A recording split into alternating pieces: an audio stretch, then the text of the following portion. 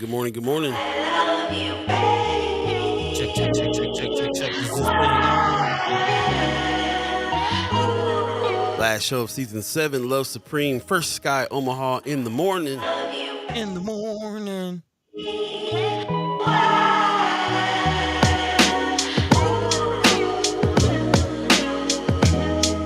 Oh, yeah.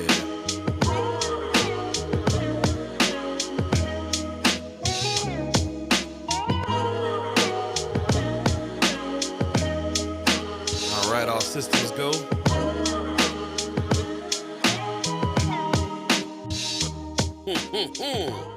Thanks for joining us on this fresh edition of First Sky Omaha in the morning. In the morning. We're on First Sky Omaha Radio. My name is Paul Beeee. Got Hey. Buddi3 Da Gawd in the house. Yo. What's happening? What's happening? It is Friday, June 14th, 2024. Yeah, man. And yeah, man, last day of season 7. 7 seasons of First Sky Omaha in the morning. So yeah, last day. Anxious to go on break for sure. But yeah, man, we got a lot of work to do. It's not even a thing of us taking an actual break. It's like take a break to do the extra work that needs to be done in order for us to come back strong for season. Take a break from this. That's right. Season 1B coming up in July. So yeah, man, lots going on. There's gonna be stuff going on in between, of course. We're gonna have some live, live alive with one another kickback sessions during the break. So yeah, should be good. Should be fun. Appreciate everybody getting up early this morning. Man, he fresh in the morning. He says, morning. Appreciate you coming on back through. Appreciate that. Pop says, good final Friday, season 7 morning. And man, love from Las Vegas. Appreciate you, Pops. You got that right. Sean Moreno in the chat. Good morning, everyone. Good morning. Judy Prinzer says, great season, friends. Thank you. Thank you. Yeah, man, we're trying to make it happen. It's going to get even better, hopefully, come season 1B in July. That's what we're calling it right now. Yeah, season 1B. We'll come up with a theme and we'll figure things out. I don't know. I don't know how long season 1B is going to last, but that's what it is right now. We're just not calling it season 8 because we've wrapped up a era of this show that we're going to be changing up. Yeah, man, end of an era indeed, man. Like this is, it's almost it's exciting. It's like we went through the minus soul times, then we pivoted.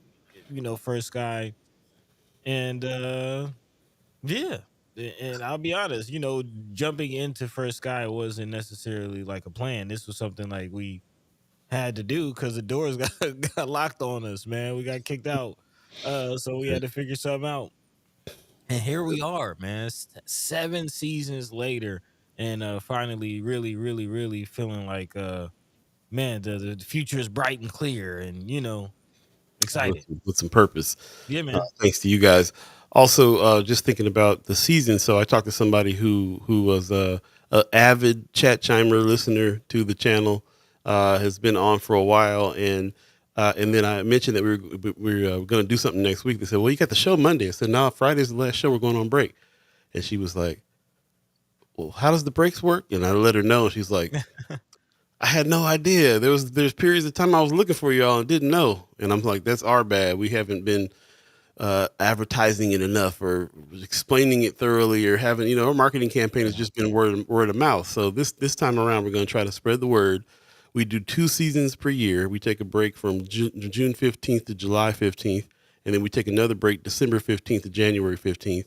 Yeah. And then that's how the seasons and the breaks work. So just reminding everybody, because obviously, all of us that are all here still kind of didn't know how it worked, and that's understandable. It's a different setup, and we didn't explain it all the way, I guess, thoroughly enough. But that's what's going on. We got a lot of things that will be happening in between the breaks, of course. Some more content material. The discussion continues over on Friends of First Sky Omaha.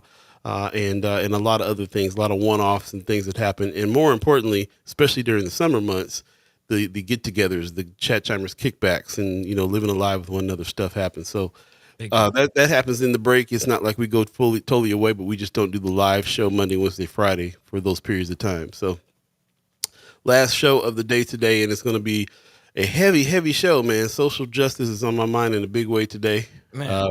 We got special guest Karen Wells coming on today, who is the mother of Amir Locke. the young man who got murdered in 2022 by the police, serving a no-knock warrant. She's going to come on and talk about her son, talk about the fight for justice for Amir that's still going on because, within this story, the cops got off for that. Man, But there's still a fight going on, so she'll be on. Shout out to her. Big Omaha connection. You'll be able to see where that's coming from here. The young man was in Minneapolis who was murdered, but she has ties here to Omaha. I mean, the clue is in the last name. Her name's Karen Wells. man. So, yeah, very close connection, close tie here with First Sky Omaha. Can't wait to speak to her. Also, Shar Shelton coming on today. She was somebody Shar who Bates. invited. I'm sorry, Shar Shar Shar Bates. Shelton, I believe, ran for mayor. From She ran for mayor. I'm getting my Shars mixed up. Yeah.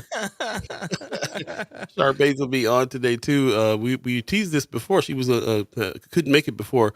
We were talking about the Cop City situation that's going on in Atlanta right now. That we found out there's plans for a lot of different cities, including Nebraska, including out here in Omaha.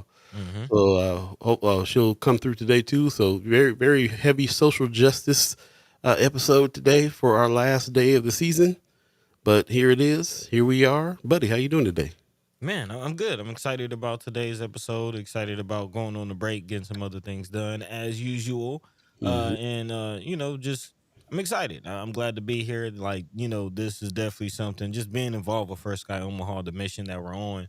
Um, you know, wakes you up with purpose. You get up and ready to just do the thing and keep it moving. Sometimes it's a headache. Sometimes it's juggling a lot. You know what I mean? But um, I love it. I love it. So yeah, definitely appreciate being able to do this. Appreciate coming on here every morning. Every other morning, pretty much, to come and speak to all of you.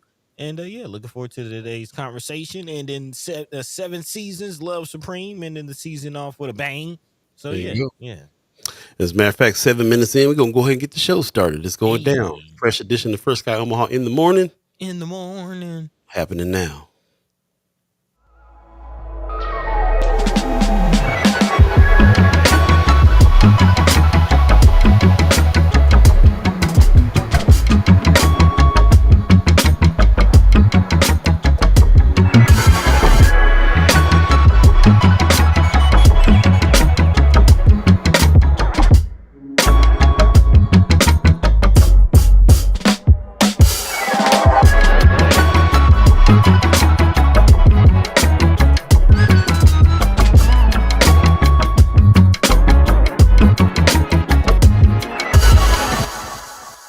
Hey, get ready to chime in. It's going down. First Sky Omaha Radio, First Sky Omaha in the morning. In the morning. My name is Paul Beeee, and he's Buddi3 Da Gawd. And we're talking to you, the chat chimers, ghost listeners, radio listeners, on this Friday, June 14th, 2024, last show of season 7 before we go on the break. We'll be back from the break July 15th, and there'll be lots of things to keep up with in between. Definitely check out the First Sky Omaha page and also the Friends of First Sky Omaha group page on Facebook. That's where it's going down. We also put announcements out on Twitter if you happen to be on there. We're doing more things on LinkedIn now. Also, our Instagram page, of course.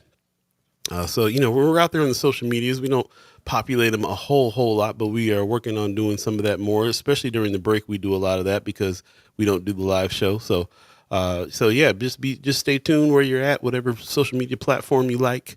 Also send us your email address because we'll be firing up the newsletter here pretty soon as well, coming up. So shoot us your email address to firstskyOmaha@gmail.com, and we'll gather those, and that'll be one of the primary ways we start to communicate things, so we can duck and dodge that algorithm that's always in the way.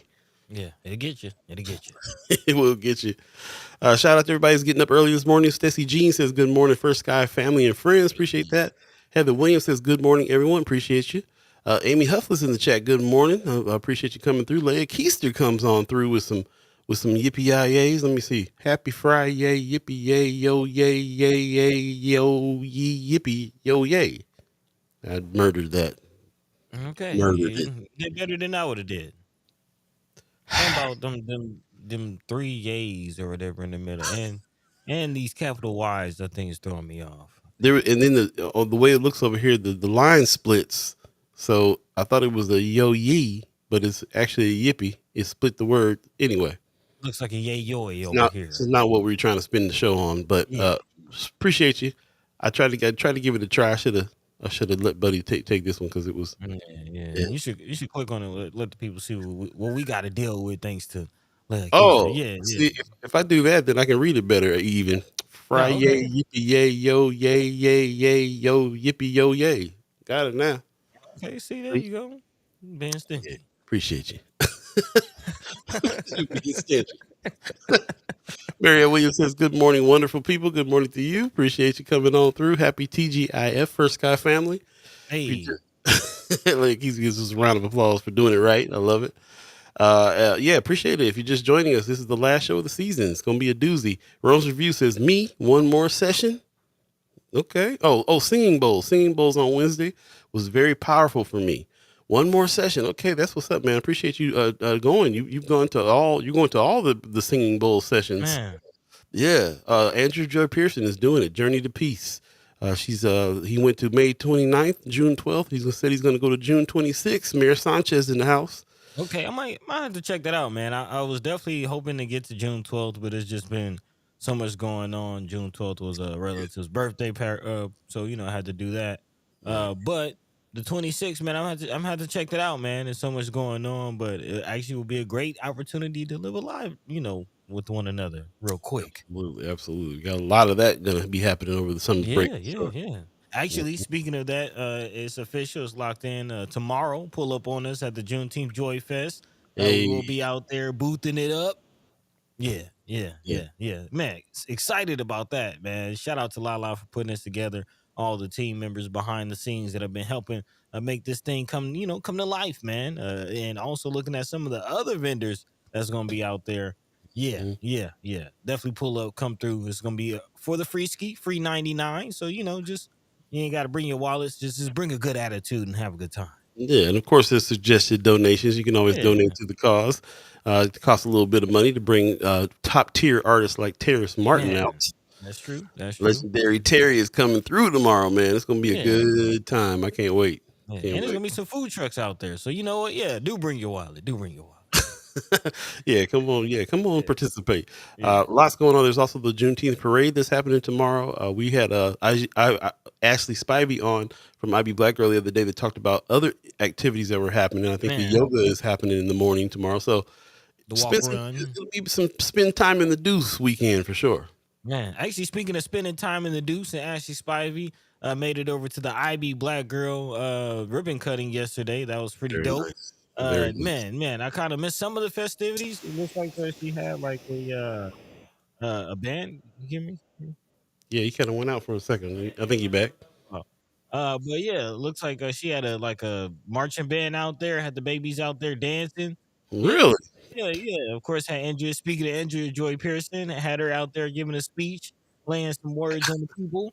Yeah, man. Yeah. So I was able to get a tour of the new facility. Big shout out. Got the big neon sign on top of the building for IB Black Girls. So yeah, big shout out to Ashley Spivey and just the whole community, man. 24th is coming to life, slowly but surely, building by building. You seeing it? Of course, she's right next door to Surrender and her shop. And Miss Wanda Lewis out there. So yeah, big shout out to the Deuce, man. The block is coming to life. Block is hot. The block is hot. Oh yeah, man. Idle Vital right across the street. You know what I'm saying? Yeah, it's going down. It's going down in a real way. Amy Holmes in the house says, "Happy Friday. Appreciate you coming through." She says, "Parade judges will be at Heart Ministries tomorrow. Stop by and see us." Okay. Hey, see what I'm saying? All the way up to Heart Ministries Culture House part of the block. It's going down, man. Oh It's yeah. going down Oh yeah. tomorrow. Fam. Marlon Harris in the chat. Good morning. He says they officially found the new principal for Omaha North High. Good news. Nice. The official announcement will be Monday during the OPS board meeting. Okay, Okay. give us a Thanks little for the inside update. information to look out for. Right on. Yeah, yeah. Thanks for the update. Rose Reviews, Mayor Sanchez says the power for me came when I realized I took 1 hour of my life back to do nothing but get healed. Come on with the singing bowl. Man. That's what's up. Time, man. Again, we always talk about believing in the concept, but we definitely believe in the idea of buying back your time and being able to spend time with loved ones or just spend time on yourself, man. So yeah, yeah. Yeah. Kudos to you. Kudos to you, Mayor. Fam used to say to me, I used to hear all my life growing up, buy out the opportune time. You got to buy it Man, out You got limited existence, so you got to trade it from somewhere else to spend some time. So just in our society, in our country, just to hear a man say he took some time for himself to heal an Man, hour out of his life is heavy. So that's what's up, man. Definitely. William King in the house, man. 95.7 the hey, boss, Boston bossing it up. Williams. Yeah, man. Appreciate you coming. Appreciate you, bro.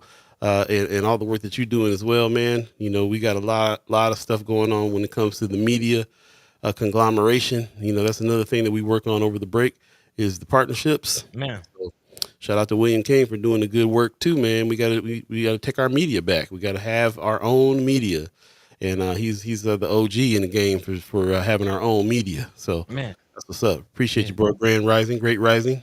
Heard that? yeah. It was beautiful speaking to you at the Empowerment Network situation. Yeah, yeah. Yeah, that was good. That was real good. Anybody get hit too bad with the hail the other day? Man. Yeah. Oh, we talked Wednesday, and on the Wednesday show I kept saying it's gonna be 95 degrees outside. Y'all better, it's gonna be real hot and humid. Y'all better make sure you get your air conditioners working. By later on that night, a storm started brewing over the heads, and I was just like, wow, look at this change up. Man, and get this, I was DJing that night. Again, it was a relative's birthday party, kind of memorial celebration type Wow. situation. Families together, everybody's, having a good time.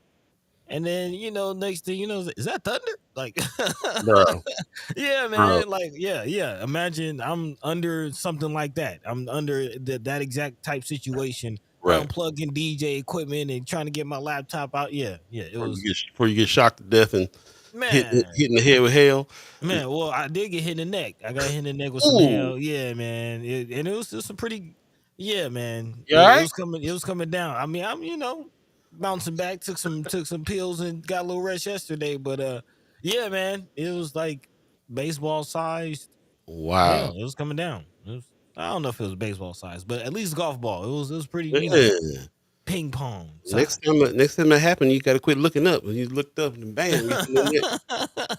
How you get hit in the neck with some hail? You must Man, have I been was I looking up. was sitting on the porch, man. I thought I was far enough back, but it was coming in at an angle. And Oh man! Shout yeah. out to Mike Mackian who always captures all the storms, man, with his camera work. This is exactly how it looked over the top of my spot too. Like Man, I was calling folks like it's going around in a circle. I think it's about to be a tornado. I was a little nervous. man, it A was it little was nervous. pretty ominous. And then you start seeing those kind of clouds roll through, and then you start getting like orange, and like you start getting different colors. It's like yeah, so But might need to pack it up and pack it in, y'all. hey, Mayor Satcher said Prince would have just kept performing. You Well, wrapping up chords like Cool in the Gang, and you hey, wrapping up hey, chords. man, yeah, That's I ain't hilarious. going down like the band on Titanic, man. We getting up out of here. You like Earth, Wind, and Fire. You gonna be rapping chords up. Exactly, man. Marlon Harrison says I will be out for Juneteenth wearing my Black Panther Party T-shirt and my African medallion. Okay, Come on with the 1990s man. X-Clan uniform. That's what's up, Yeah, bro. you need to pick with the fist in it too. Hey, there you Yeah, go. yeah. Appreciate you guys hanging with us this morning. Like I said, we're kind of keeping it loose. Last day of the season, we do have special guests if you're just joining us. We have a very special guest, Karen Wells, who is the mother of Amir Locke, the young man that got murdered in Minneapolis in Man, 2022 by the hands of the police, serving a no-knock warrant. We're going to hear about her son, and the fight for them to shut that no-knock warrant stuff down in a big man. way. Fight Uh, continues. the fight continues. Also, Shar Bates is going to come through this morning as well. We teased her coming on a few weeks back or about a month ago to talk about Cop City, the Yeah, stuff man. that's going on in Atlanta, and how we kind of found out that there's going to be there's plans for Cop Cities kind of all over America. Really, all a bunch of cities are talking about getting them, including Omaha. Man, And if you guys don't know what that is, we'll be talking about it. They've been pulling big swaths of land and building big facilities in order to train cops in kind of military style, and they just happen to be butted up against black communities. Yeah, lots to talk about when it comes to that for sure still. and everything else. Even though we're taking a break, politics is not taking a break. Oh yeah, not at The all. election's Not at still all. coming up. Yeah, and people are getting real nervous. They're here. They've few of my Caucasian friends have heard about this 2030 plan that the right wing has been talking about here for the last couple of years. They're just getting wind of, the way they're talking about taking over the school system, and Man, Trump has been really chiming up on these things. So all these things are still existing, even if we decide we're going to not think about them for a minute. We just got to kind of do something about taking care of them in the meantime. So there it is, Project 2025. Thank you. Yeah, man. I was wondering why I couldn't find 2030 in the news. I was like, I had the wrong numbers. See, What they're not happened? Did talking I about dream? it anywhere. It's a conspiracy. They've taken it down off the internet. No, Project 2025. Look it up. Project 2025 ain't no joke, man. Yeah, man. Yeah, yeah, yeah. So there you go. Appreciate you guys coming through. Anthony Rogers right in the chat. Good morning. He says, PragerU has already taken over school system in 6 states. Yeah, been hearing about that. That's kind of the organization and situation has been playing they're connected to some videos that have been playing in some of these right wing forums and community meetings that they've been having, kind of pushing some of these theories. Yeah. Interesting times, for Man, sure. really real interesting times to be alive. Like Yep. society's been remixed before our very eyes. Remix. That's a good word for it. Hey, I'm a DJ, man. That's what it's taking a little bit of this, a little bit of that, mix it in with this Mhm. ideology. Yeah, Yeah. very true.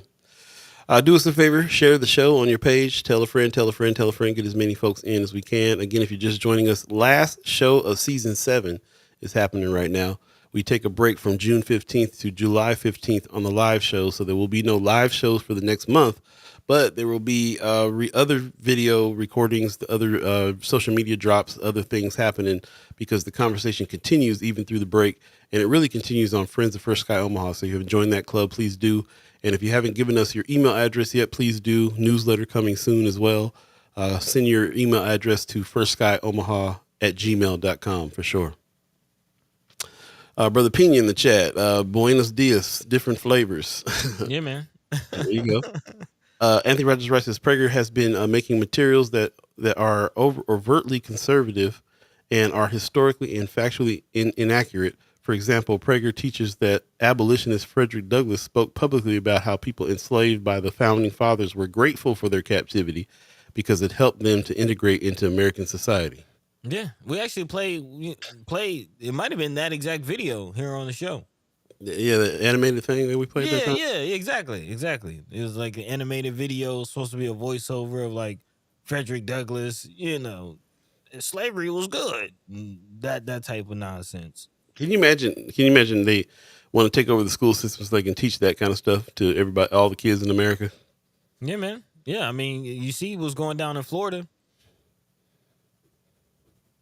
Parents just sued the state about their banning of certain books written by certain individuals. Taking Martin Luther King out of school curriculums. Yeah, it's something else, man. Something else. I just talked to a friend of mine yesterday too about that. Like, was wondering about what our family has been doing about homeschooling and the reasons why. It has a different connotation in on the West Coast than it does here in Nebraska. A lot of people are taking their kids and homeschooling them because of their ideology, because they're trying to. They feel like public school people in schools are trying to indoctrinate the kids, so they want to keep them home and indoctrinate them with the Christian values and so on and so forth. Mm-hmm. So it's kind of a different scene, but the place that we kind of come from, it's always been kind of about alternative learning and so on and so forth. Sure, there's some of that other stuff in there too, but yeah, we kind of knew that there was not, just talk to Senator McKinney when we talked to him, and talk to Senator Wayne. They talk about OPS failing our kids, especially black and brown kids. Like, the curriculum is always under fire. From the time we started this show, it was about CRT in the beginning. Man. Critical race theory was all over the place. They were trying to act like like they were teaching it only to make white kids feel bad. It's been a mess, and it's getting worse. So what do you do? Fear of a Black Planet, like Anthony Rogers Wright just said. For real, that's gangster Man, AF. It really is gangster. Let's just rewrite history. Just rewrite. man, man. But they say, it's written by the victor. There you go. Black Dynamite gives us the top in the morning, y'all. It's Friday. We made it.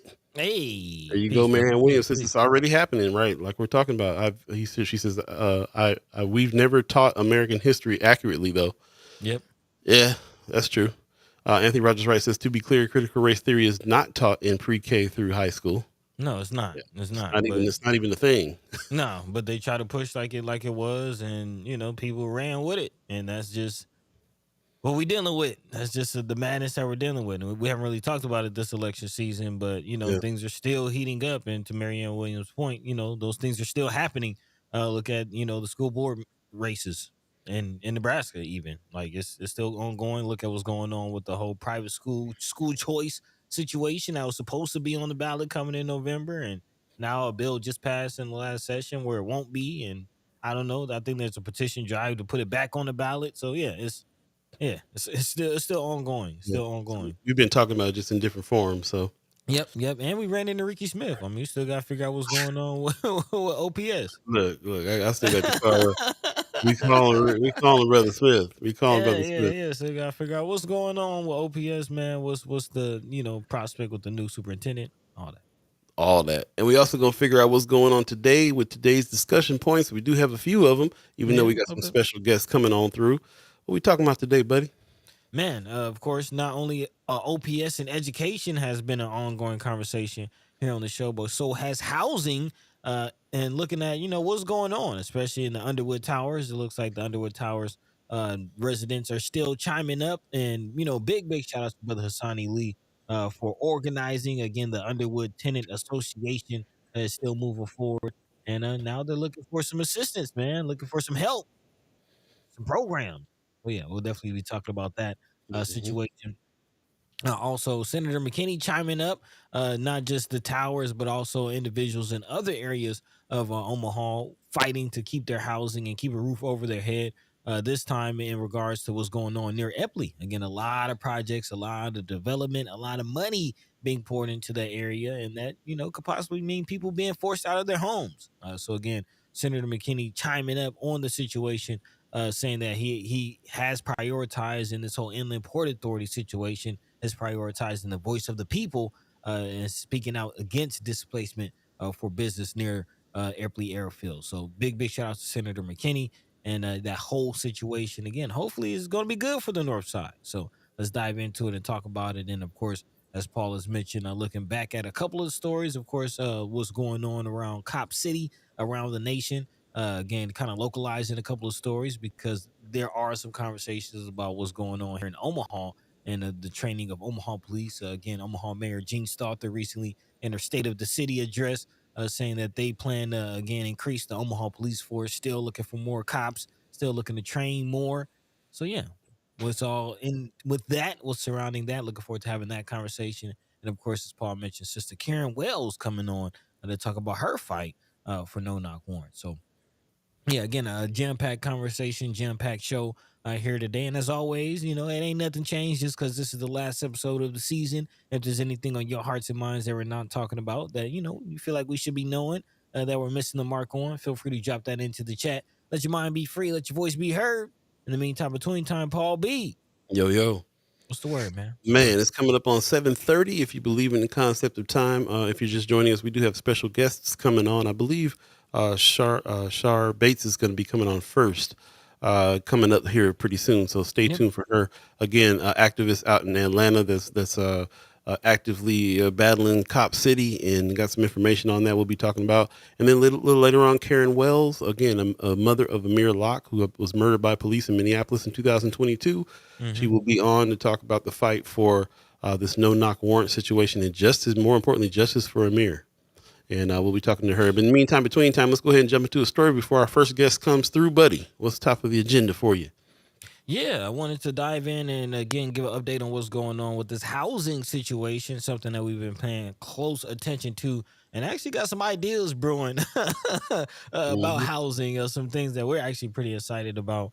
just about pushing the narrative again, making more and more people aware of this fight that's going on right here in our backyards of Omaha, Nebraska. Again, Underwood Tower Association, the Underwood Tenants Association, which was again put together by brother Hassani Lee, who we've had here on the show several times now, and they're still meeting and now speaking up, not just meeting but moving, more importantly. And again, if you haven't been able to meet, they meet at the AV Sorensen Community Center, and it's not just Underwood, although it is called the Underwood Tenant Association. Again, brother Asani Lee said that the association is open for all residents of all Omaha Housing Authority properties, not even just the towers but scatter site locations as well are welcome, because again, tenants need to speak together and tenants need to band together in order to speak up and really stand on business, as they say nowadays. And after months of complaining, again, to OHA Property Management, they are now looking to private companies to step in and assist. According to this article out of KMTV3, over the last few months, residents have spoken to reporters about the condition of their apartments. And Michael Coleman, who was one of those residents, has apparently lived in the towers for 6 years. He's getting around in a wheelchair, and sometimes cleaning his home by himself is a challenge, according to this article. But Coleman says he's already put in a referral for his in-home care services to be started, and he's ready for everything to be thrown away. So again, this is in response to Joni Poor, again CEO of OHA, who was saying that they don't, as far as OHA, really render these services or provide any of these types of in-home services. But again, many in-home care companies provide those services, and some offering meal prepping, dog walking, cleaning, things that just makes life a little easier for the residents of the towers. Also, another resident is saying that she is also with multiple other agencies take on the project inside the tower. She's goal is to work through the summer to ensure residents are comfortable inside their homes by the fall. So in a very, very nuanced conversation. And again, if you haven't been keeping up with our conversation here on First Guy Omaha, you might miss some of the nuance in this article.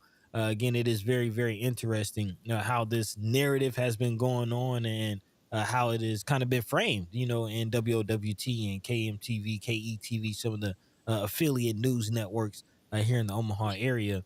If you didn't know no better, you would think, you would kind of go along with what Joni Poor was saying from reading that article, as far as, putting it on the residents, saying that they're, disabled and elderly and they're so dirty. And this is the reason why a lot of the issues in the tower, exist. And that's not the case. And this article is very interesting, that, people are reaching out to third party companies and they're speaking out, because I do wonder, again, based on our conversations from brother Hassani Lee, those same third party companies have been refusing to come into the towers because the conditions were so bad, and they didn't want their workers dealing with the mold. They didn't want their workers bringing bed bugs to their homes and things like that. So I am kind of curious, what these companies are saying about the conditions. What's the change? Why are they so ready to send workers into the towers now? Yeah. Just I'll stop there and kind of toss it to you, Paul. What are your thoughts on this situation?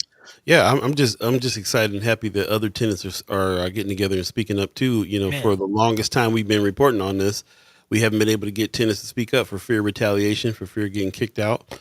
Um, then Hassani Lee came along, who wanted to fight, and he's been fighting, and he's kind of been fighting on his own, and he goes back and forth. Sometimes tenants get on his side and kind of speak up. Sometimes they get scared again and shrink back. But for the most part, this tennis association, where they can kind of get together and discuss what their rights are and so on and so forth, seems to be helping. So I'm just glad it's helping. I'm glad that other people are speaking up on this, and other entities are coming in, and it's like all of our responsibility as media people to really shine some light on this situation, because sometimes that's the only thing that really kind of makes any kind of change happen. First, people get embarrassed by the light being shined on them. Then other people who have some power kind of chime up and work to try to make people make some changes, and then hopefully some changes happen. Hopefully some Hmm. people get fired who needs to get fired, and so on and so forth. So Yeah. yeah, just happy that that's continuing on, and we'll definitely be continuing on following Brother Sonny Lee's story. and some of the other things that we got going on too, man. Just to kind of try to help that situation out as best we can. We've been discussing it, and we know that discussion and everybody getting on the same page will lead to some action. And there's already chat chimers that are out there helping support monetarily in all kinds of different ways. Some of the Hassani Lee and his family and other tenants and other people out there. Shout out to Paul Philman, who's always outside there making sure that everybody knows what the situation is going on, and people are donating their time, their money, their resources, and we're donating our ability to shout out to everybody that can hear us about the problems going on here. But we can do all this if the tenants don't speak up and say something and complain, then nothing can get done. So I'm just really happy that they're doing that. That part. And it's a lot of reasons why tenants might not speak up. Might not even be sometimes the intimidation and the retaliation, which we have seen is a real situation. That is a real threat when dealing with the OHA, because we've seen evictions come down after people have spoken up. So that is a real part of it. I don't want to minimize that. But I do also want to address that, it is sometimes people not even wanting to address it or even acknowledge that this is a problem that they're dealing with, and that's just in their own minds. This is actually something that's quoted in this article that we had, do have to address. Johnny Davis, who is one of the providers of the in-home care services, says so no task is too small. Just going in and making sure that they are comfortable, because sometimes people are afraid to say they have this problem. It's a lot of just self-esteem, and again, that was one of the issues with the Hassani Lee situation. Again, Hassani Lee is only helping his father, Henry Lee, who's the one who's really dealing with the health issues and being really impacted by the living conditions. But as he mentioned when we first spoke to him, Mr. Henry Lee didn't want to kick up any dust, didn't want to really chime up and say anything, not because really so much fear of intimidation or retaliation, but more so just not wanting to make other people uncomfortable and make other people have to do too much to, like Mm-hmm. we're He just doesn't trying to want to, live. doesn't want to be a burden. Right, exactly. Don't thank you. Don't want to be a burden, which is not the reality. It shouldn't be a burden to speak up and say, "Hey, this isn't right. Hey, I shouldn't have to live like this. Hey, I deserve better." You shouldn't have to feel like a burden. That so in order to even just empower each other enough to say that is a Yeah. huge thing as well. And other tenants have talked about just being embarrassed about the situation. You Yeah, you man. got you got bed bugs, roaches, and stuff at your house. You're embarrassed. You don't want to bring people over to it. So the family members don't know what's going on sometimes because they never go over there because people don't invite them to come over because of the situation. So there's a lot of factors involved that would make people finally be able to kind of stand up and say something. So again, anything that will create an empowerment for them to be able to do that is a positive thing as far as I'm concerned. Just to be able to speak. Tennis associations. We always laugh at stuff like that. Let's form an association. Let's get a committee together, and we talk about these things like this happens all the time, and then nothing ever comes of it. But sometimes the forming of a association or a committee, it can help, especially a neighborhood association, which really this is kind of turning out to be. This tenants association is also by de facto a neighborhood association. These are people that live next to each other, that deal with the same problems in their immediate vicinity. So like we learned from Kimra Snipes, who came in and gave us a hello a little earlier. She, everything kind of centers around the neighborhood association, the neighborhood, and people in the neighborhood. So shout out to them for forming what they're doing, putting that together and all kind of supporting each other. And Yeah. they got all the support from they got a lot of support from the outside, but they also need that support from the inside too. So yeah, appreciate it. Brother Pinions in the chat saying a lot. He says, I'm so glad home health services is coming in. One of my biggest downfall for finding better tenants or having bad tenants is home health services. Hmm. Interesting. So they're not necessarily bad tenants. They're tenants that they can't help themselves in order to words their people. Um, he says, what we call it in nursing is failure to thrive in self isolation. We need human contact and touching communication. I'm thinking Maslow's. Okay. hmm I Uh, agree. Yeah, I mean, I see what you're saying there. I definitely think you're absolutely right about that. That's you got to check on your people. Sean McCarthy, speaking of chat chimers in the morning, he says morning kudos and thanks to Paul B. Buddy and all the guests for making this a great season. Thanks, man. Oh Appreciate that. man, yeah. Thanks to you, man, Yeah, for being just a chat chimer, being a contributor, being a part of the fam, man. fellow, Appreciate fellow you. journalists, fellow Yeah, journalists. Appreciate that, man.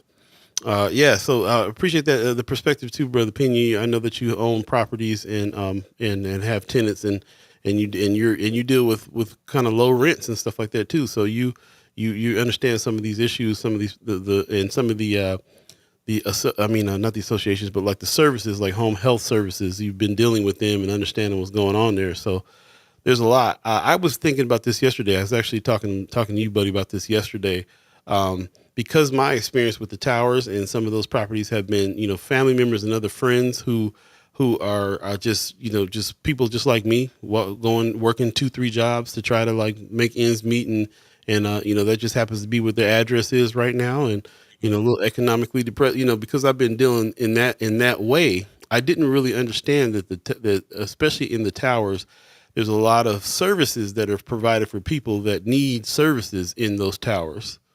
yeah, Um, there's a lot of elderly, a lot of mentally challenged people, and disabled people, and so on and so forth. And I didn't realize that was the case.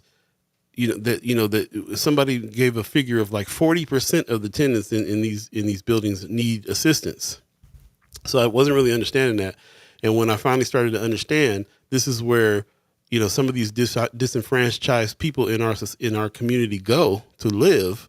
It just made everything that's happened over there much more egregious to me.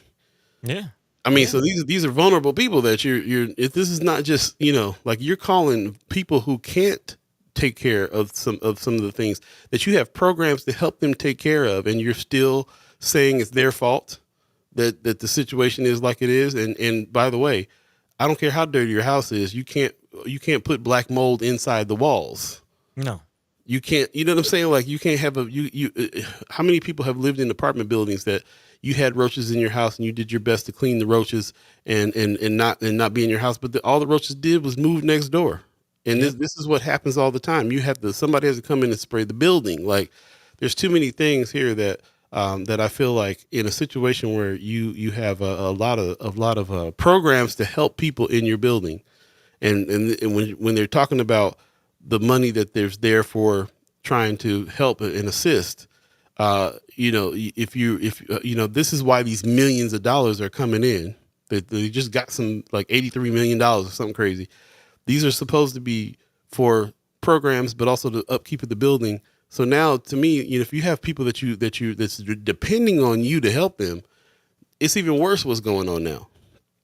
As far as I'm concerned, so this is yeah, not just, I'm not associating with, like, I live in an apartment complex myself, and I have to deal with situations that you deal with living in apartments. But this is different. This is now I'm looking at it like, oh, this is kind of where some disenfranchised people sometimes they go live there because that's the only choice they have, and they're there, and there's programs in place that's for for sure. them there. That's So for not sure. only are their programs not getting taken care of, just their basic living situations are not getting taken care of. Yeah, Messed up. yeah, and a lot of times, again, it's the fact that the basic living situations aren't getting taken care of that makes it hard for them to be in the programs and to Right. get into the programs. But also, aside of it, I wonder how many people are placed in there as a part of a program. That's a good question too. So again, we don't necessarily know the living situations of all of these people, Right. but the fact remains that the living conditions and just the man, lack of maintenance in these towers is something that needs to be addressed. And to kind of drive the point home, something that eventually will be addressed, or hopefully will be addressed, because again, Douglas County did, the health office did, come in, inspect some towers, inspect some properties. OHA did get a deadline to address some of these issues, sometime in, I believe, late June or early July, Hmm. when they're supposed to. But of course, again, they were given the kind of the caveat that if they do not address these issues by the deadline that they were given, sometime this summer, that they will have, I believe, like 2 months or so to also extend to address this issue. So I don't know if they'll kick the can down the road. Most likely they will. Mhm. But that's where it stands right now. That there is some pressure on OHA's towers in regards to again the health department and county health looking at the situation. Keeping an eye, inspecting now, and yeah, we'll continue to follow to see what's going on with that. We're gonna continue to fight the towers. Man, fight the towers. Appreciate everybody chiming in on this subject. It's something that we will definitely continue to talk about, and of course, the conversation continues on Friends of First Sky Omaha.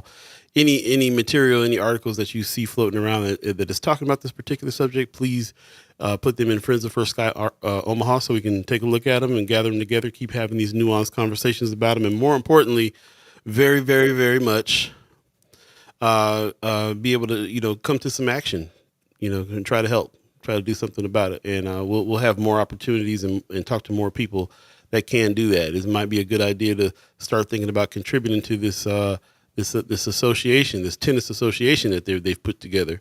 As you start a little fund, there's an organization out here that puts money aside for protesters. So when protesters get put in jail, they have a bail fund. And I Yeah, always yeah, and that really struck me as like, what a good idea, So sometimes you got to put a little money aside in order to fight the fight. yeah. So somebody who stands up and says, "Hey, I'm going to speak up about my tenants' rights," and then they get evicted because of it. Well, they can still not be afraid to stand up because maybe there's a little fund over here that can help them get into another place if they happen to get evicted over this fight. So some money Man, to back the fight is always a good thing too. big time, big time. I mean, they say can't fight a war with no funds, man. It is what it is. It is what it is. And you really look at the back of any successful movement in the past, and there was a community or some individuals that was funding the thing. For sure. Man, Pop says you got to fight the powers that be. To fight the towers that be. Yeah, man, you gotta Fight fight the the towers. towers. All right, sounds good. 8:47 right now. I'm sorry, 7:47 right now. If you believe in the concept of time, appreciate everybody chiming in on this particular subject. Sounds like our first guest is running a little late, so we can definitely jump into some other subjects. But before we do that, I just want to remind people this is our last show of season 7. We've now done 7 seasons of this show, and just to reiterate, the seasons that we do are 2 seasons a year. We Yep. start January 15th. We go to June 15th. That's the first season of the year. The second season of the year starts July 15th and goes to December 15th. So we do a month-long break in between the summer and in between the winter, and that's how the seasons run. So with that said, we've done this for 7 seasons now, Man, which is it's a trip. Yeah, it's a few years now. It's a few years in on this. yeah, Uh, halfway through almost year 4. Yep, halfway yep. through year 4. So, and those of you who've been with us even before that, we were at Mind and Soul. So we were doing Mind and Soul Radio, 101.3 FM, Mind and Soul over there in the basement of the Malcolm X Memorial Foundation. It's where we started the morning show in the first place with Michael Scott, who I'm going to actually meet with Michael Scott a little later on today, which is, Man, yeah, catch up with him, see what he got going on these days. But Michael Scott yeah, and Michelle Troxclair were the first 2 hosts of Mind and Soul. It was Mike. What was it? Michael and Michelle in the morning. Was yeah. the name of the Michael show? Michelle in the morning. Yeah. So yeah, shout out to them still doing the good work, and also shout out to all of you that's been hanging with us, especially the ones that's been hanging with us back in the Mind and Soul days. That's crazy. You guys been with us a long time and Man, seen the progression. We're off to a new progression as well too. The iteration of yeah. this kind of show is gonna kind of shut down because we got some new stuff coming for what we're calling season 1B, a whole new set of 7 seasons that we're gonna start up in July. But even before that, make sure that you tap in because we're gonna be doing a lot of Chat Chimers kickbacks. We're talking about doing the cookout jam session, Man, jam. the jam, and of course, somebody gonna have to set up the Domino's table because some people around here need to get redeemed. Hey, Saying yeah, yeah. Need to make it happen. reigning champ Kimra Snipes is still holding her scorecard up high, and everybody wants a piece. Everybody's like, man, we gotta get back on that table. So Yeah. yeah, we're gonna do that somewhere. Redemption. Von Chapman gives us a good morning and amen. Intentional negligence is actionable. Yeah. Do something about it. Rome's Review said, question, is Mr. Scott in the Broadcasting Hall of Fame? I don't know. I think That's a good question. I think he is. I got to double check on that.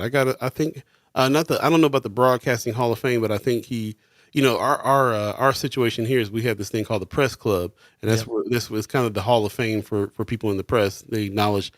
That's a good question. I wonder if he's in there. I got to find out. I feel like he might be. I got to find out. Yeah, I want to say you got a picture on the floor. Right. Rick Fulton is asking, is anybody going to the June Redneck Baseball Tournament in downtown Omaha? Rick Fulton is of Caucasian descent, so we'll allow him to say to call it the Redneck Baseball Tournament. I think that we just talked about this last show. I don't know if you were on last show, Brother Fulton, but we put the word, we put the question out. Is anybody in the College World Series? Turns out there's a lot of folks, a lot of chat chimers, a lot of ghost listeners that are about it. I'm not personally a baseball fan, period, but and especially not especially not following the College World Series. But if, Dodgers is all I know. I'm from LA, so what are you gonna do? There you go. But as far as that's concerned, a lot of people are with it. A lot of people got kids in Little League and all kinds of stuff. So don't know. He's asking, why aren't there any black players on those teams from the South? Really? That's interesting. There's got to be some black players out there, man. I can't imagine there's no black players. Maybe one or two, but Really? I'll be honest, it's not. That's something that don't get me started, but it's something that definitely baffles me, like the fact that we had a whole Negro league, and then now it's not something that. Yeah, we had a whole league, a whole thriving league, and now you can't even find. Yeah, man. So yeah, that's a good question. Like I said though, it's a cultural thing. I feel like is one of the reasons why I never really got down with baseball. It's kind of cultural. It's the things that they say are overtly American. I don't really eat American pie. I mean apple pie, and I don't really do baseball. You know what I'm saying? Like for kind of that reason. I mean, I remember playing baseball and loving playing. I thought it was always fun to play.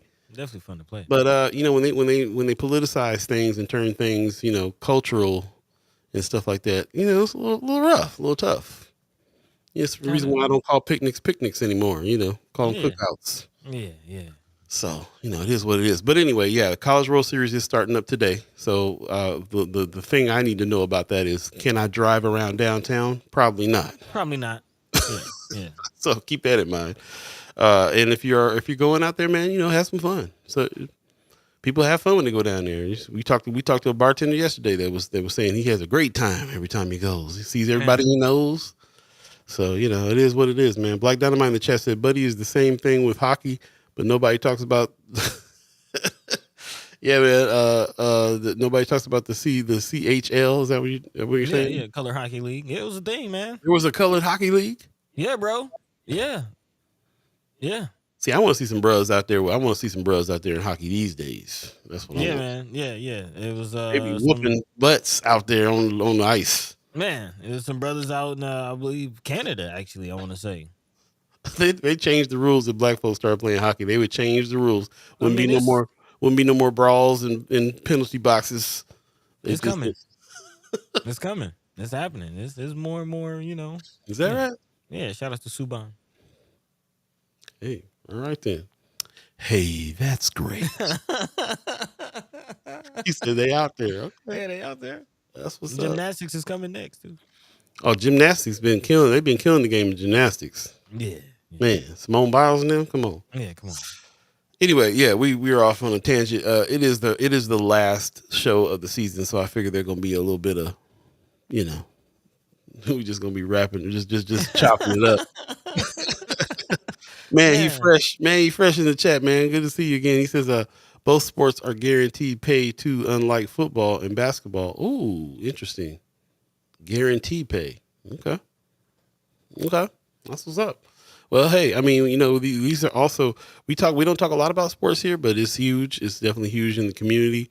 And of course, there's all kinds of, you'll follow the money. The money is wrapped up in sports all over the place. So, just locally, even hyper locally, we're getting some sports centers like right here in North Omaha. There's going to be a huge like soccer facility, and they're talking about doing more for the park What you doing? You over there? Where you at, buddy? You Oh, gone? I'm making sure I'm. You Come trying on, to handle man. business? Yeah, I'm All right. handling business, making sure All I right. guess like, yeah, yeah, You gotta yeah. be like me. I be handling business while I'm talking. See, you gotta see. You ain't used to this. You ain't used to handling the guests. Hey man, just keep talking about what you was talking about, man. This is supposed to be a discussion, not a monologue. No, I was playing. Wanda Lewis says I started moving around and cleaning houses. Forgot today was Friday. Yeah, it does. It's not. It's felt like we were in the week. I felt like this was the weekend yesterday. I'm all turned around with the dates.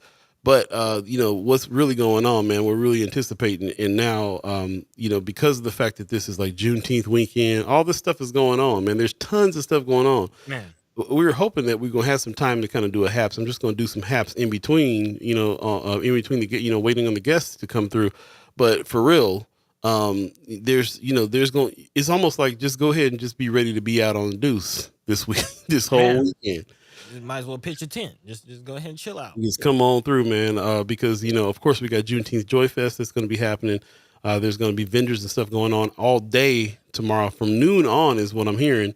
And then of course the music is going to be starting up a little later on. But yeah, this whole thing is starting from noon on. So there's going to be all kinds of performances, booths out there, food, all kinds of stuff going on. And then the music starts up a little bit later in the evening. So Yep. that's going down. Of course, the parades are happening because this is Juneteenth. So the Juneteenth parade is happening at 10 o'clock tomorrow. Thought I had a flyer for that, but I guess I do not. Yeah, I guess. Oh, no, that's not it. Nope, that's not it. But on the 17th, of course, the Metropolitan Community College is going to be holding their Juneteenth Day. So lots going on here in this next few days, maybe the next week or so. Lots going Yeah. on, and we hope to see you guys out there on all of those things for sure. Did anybody go to Samara Joy last night or 2 nights ago? I heard that people were posting pictures like this show was out of control. We told you. We Yeah, told man. check her out, please.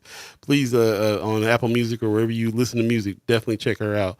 But as far as this week is concerned, yeah, lots going on. Joy Fest hosted by Jewel Rogers is going to be out there. Man. Yeah, this is really going to be dope, man. It's really like I'm excited for the young energy here with this, the professionalism, the lineup, the way that they decided they were just this is called Joy Fest. What we're really trying to do out there is live alive with one another and play and have joy.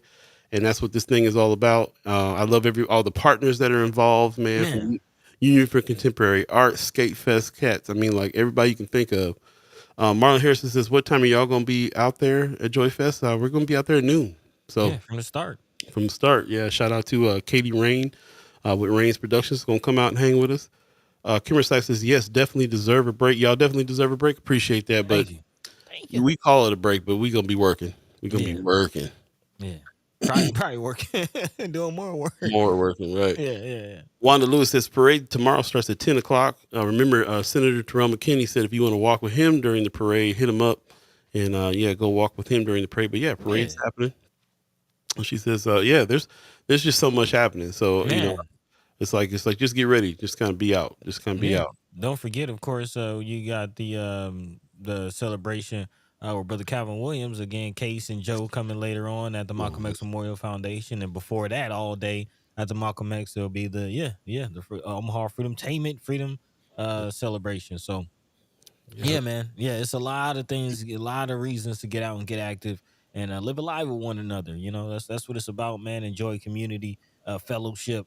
And a lot of things will be free, man. So get the babies out there, get them off them tablets, out from out off that Netflix, make it happen. Off that Yeah, YouTube. yeah, man, make it happen, So Right on. Almost 8 o'clock. So 8 o'clock, if you believe in the concept of time, second hour of First Sky Omaha in the morning. in the morning, Coming through. Looks like you're working on the first guest, but we do have special guests. Karen Wells, the mother of Amir Locke, coming through at 8:20. So stay tuned for her because we're going to have a very deep conversation there on social justice, justice for Amir, and these no-knock warrants, the police situation. All of it's really messed up. But very special guest. If she's been doing some things, man, she's been around. Like she's been on this fight for justice, fight for all stolen lives. It's put her on mission when this thing happened to her 22-year-old son back in 2022. and she, the city of Minneapolis had already had restrictions on no knock warrants. So why did they do this one? I mean, these are all questions that they have to find out. Of course, the police officers got acquitted for this murder, and that was the problem. So those are some things that had to be that are being fought. Ben Crump has been involved. Al Sharpton's been involved. On the highest level of of protections and trying to really assist the sister in the black community has been activated. That's what's been going on. Here's an article about Amir Locke's parents succeed in getting law to restrict no-knock warrants in Minnesota. So the progression of this after 2022. That's what this is. Shout out to GeorgiaFort.com. She's a dynamic reporter out there in the Minneapolis doing it. This is from her article. So yeah, an update on this. So that the fight has continued, but they're not done. They restrict no knock warrants, but still no justice for Amir, and that's what this is really all about. So Amir Locke, 20 passed away in 2022 by the hands of the police, was murdered, and yeah, there needs to be something done, and there's an Omaha connection to this. And this is the reason why this is a very special guest that's coming on here soon. A very strong Omaha connection here. This affects us directly. So Yeah. is what it is. Actually, speaking of that, let's go ahead and dive into a quick article and kind of set up the Yeah. conversation of really both of our guests again talking about police and social justice.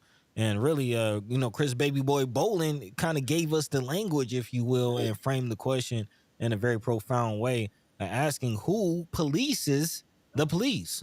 Again, yeah, man, yeah, who polices the police is a question that we've been trying to figure out now for several years, and it's been going on for decades, really beyond that. But this is something that again is been talked about in many facets, not just again the citizens review boards and some of the organizations that are out there, but really just the finances following the money of the police situation. Again, we've looked at it several years ago when the Omaha city budget came out, and we really realized that about 70 to 80% of the city budget goes to police and Mhm. fire.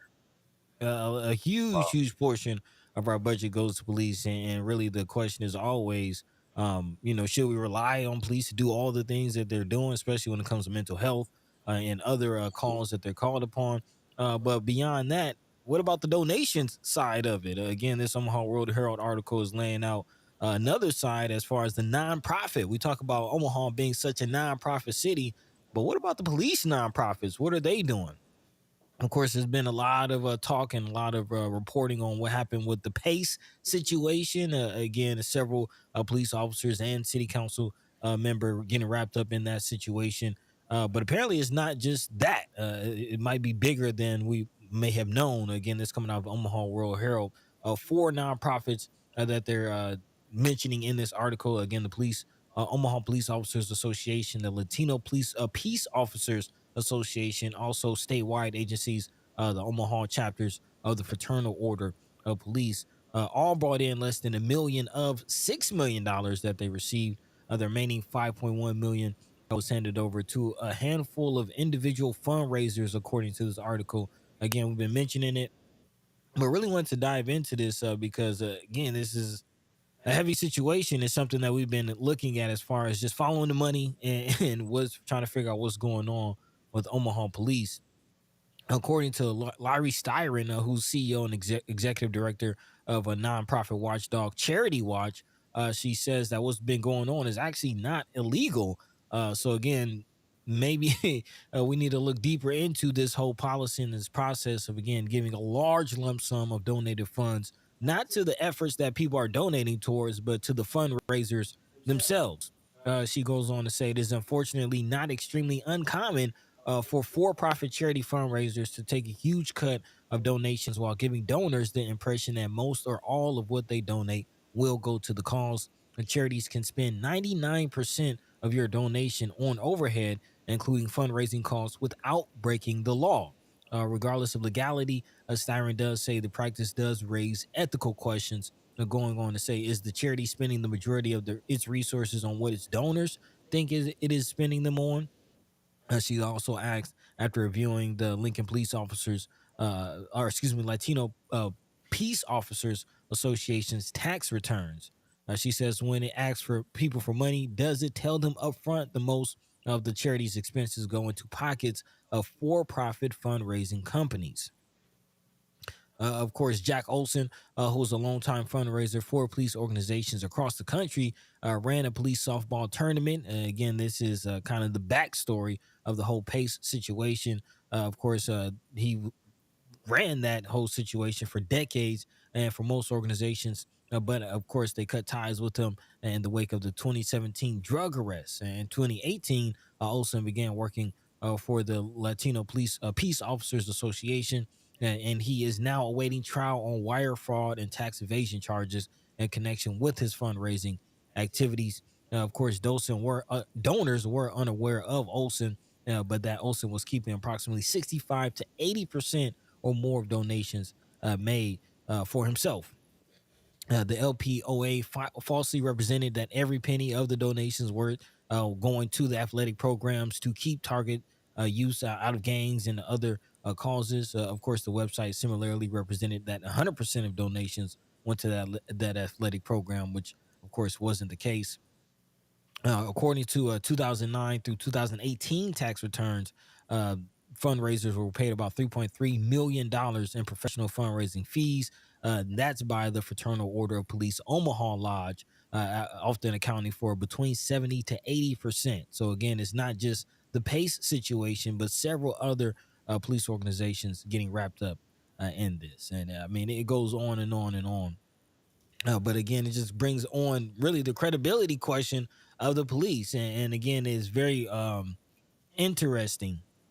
Tony Connor, who's one of the head of the police officers associations, uh, being he's chimed up a lot of times. He's actually one of the main ones that often speaks up and defends police, especially Omaha police, who are waving this flag of um, the model police. And of course, we're going to be talking about Atlanta police forces and Minneapolis police forces and police forces really across the nation. And but the question always is brought up: if Omaha police is the model police, and these are some of the activities that Omaha police officers associations and officials are getting into, what's to be said about the rest of the police around the nation? This is really good questions, these are ongoing questions that we we have to constantly ask because of what's going on, the militarization of police as well. Excuse me as well. Whoa, excuse me. No, you're right. Yeah, something there. Militarization of police in this country. We talked about all the money that goes to the police department. And then we see they bought a new helicopter or another tank or some other kind of really militaristic situations. We talk about this Cop City situation too, when they're making these training camps for police officers as well. There's already, police already have training camps. They have to be trained to do the job. So why all this extra land? Well, I feel like it's because they need to learn these military tactics since they have all these military toys that they get from the actual military. So yeah, there's a lot going on there.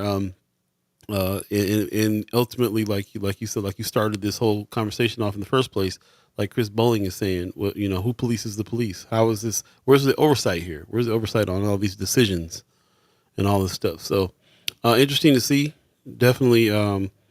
Definitely, part of that conversation there. We deal with injustice all the time. We deal with this kind of stuff all the time. We've been doing it forever. I think back to the Black Panther Party of self-defense. It was built because they were tired of how the police were treating our people.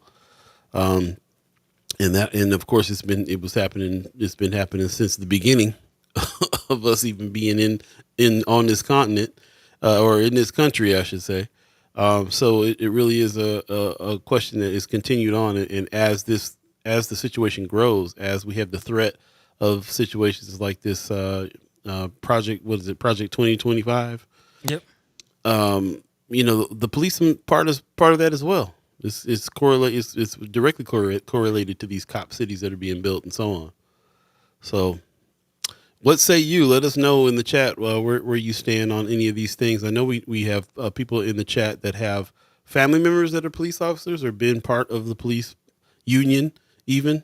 not chat chimers, but ghost listeners. And so, yeah, what say you on that? I know that I've talked to many chat chimers that are all about trying to have a better relationship with the police, involve them in things so that we can have some understanding and so on.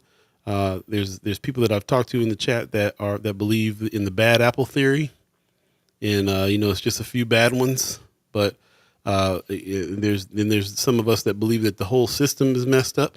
Man, So, yeah, Pop says I'm sure they have hopes to use us as crash test dummies. I hear you. Tony Johnson in the chat. Good morning. Says one person running two important campaigns and now trying to revive the Nebraska Black Caucus, where there's not others running for position. There's a discussion going on in the chat about the Black Caucus. Kimber says Mike Lee, brother Lee, who is Terrell McKinney and Preston Love's campaign manager, was elected chair of the state Black Caucus for the NDP.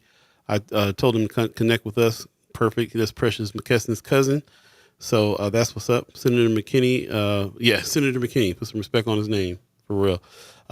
So we're talking about the Black Caucus here on the side as well. Appreciate everybody's comments there. We'll definitely be talking to him and finding out what the Black Caucus is actually doing. But getting back to this conversation about the policing situation, what say you on that? How is it that you feel? I kind of assume that we're all like mind when it comes to feeling that the police is not policed. That there should be some oversight, and that this is a scary situation. But I just may be reflecting what it is that I'm thinking about it. So let us know. Definitely chime up in the chat about that. And what do you think about this article? Love to hear that. yeah. I'm also thinking of the impact this will have just on just already sour sentiments about nonprofits in general. And again, as she says, this is not necessarily illegal for nonprofits and organizations that collect donations to spend a large lump sum of those donations on the fundraisers rather than the actual cause itself. So yeah, again, I just wonder, audit, and litigation seems to Mm. kind of be the words that really get people to be transparent and get the truth out. So yeah, that's kind of also my last thought on that. Brother Pena's saying, so does money. He says, from my experience in many different cities, since I do deal with different police departments, you can throw cash at the department and expect results. What you saying? What you saying there? What you saying there? You know, Pockets can be greased. I mean, outright bribery it would be a situation that's not that they would speak out against. But to me, sometimes some of these associations and some of these fundraisers and some of these things that's kind of what they're for. They're there to kind of back they say they're raising this money to enhance and back the police, but so the police can do what? So the police can protect who? Right. These very people donating. Right. Right. So Right. so high level bribery is what it looks like sometimes to me. we disenfranchised people don't have a whole lot of money to be to donate to the police association and places like that. So again, what is the police there for in the first place? We talk about that, and what is the system in place for in the first place? Who are they? Who are they supposed to be protecting, and from whom? Marianne Williams says, I've been following Karen Reed's trial, and I'm glad it's bringing to light the corruption in law enforcement. She's white, so it's big news. What? Tell us a little bit about that. I don't Yeah. know about that particular case. Yeah. First time I'm hearing about this. hmm Love to hear about it. Also, it's 8:13 right now. If you believe in the concept of time, we are anticipating some special guests to come in, so stay tuned for that. Yep. While we contemplate some of those things, let's go ahead and take a quick break. Actually, I just heard the doorbell. Let me see what's going on. Oh, okay, cool. Okay. All right. So we do have a special guest coming on in. We'll go ahead and jump in. I didn't get. I was going to take a break so I can get word from you on that situation because we're coming down to Yeah, coming down to the yeah. wire. hmm so I don't know how you want to handle that, but we'll go ahead and bring our special guest in, ladies and gentlemen. Shar Bates in the chat. Good morning. Good morning. Can you hear us? Okay, still working on the volume over there. Can you hear us? Can you see us? Hello? Not sure if she can see us yet. Okay. Okay, she's working on it right now, so we'll let her go ahead and work on that, and we'll come back. Okay, cool, cool. As a matter of fact, what we'll do is take a quick break, and we'll come back and see if we can bring her on. So Yeah. stay tuned. Again, you're listening to First Sky Omaha Radio, First Sky Omaha in the morning. In the morning. Paul B, Buddi3 Da Gawd. All Hey. of you, Chad Chambers, Ghost Sisters. Stay tuned. We'll be right back, y'all.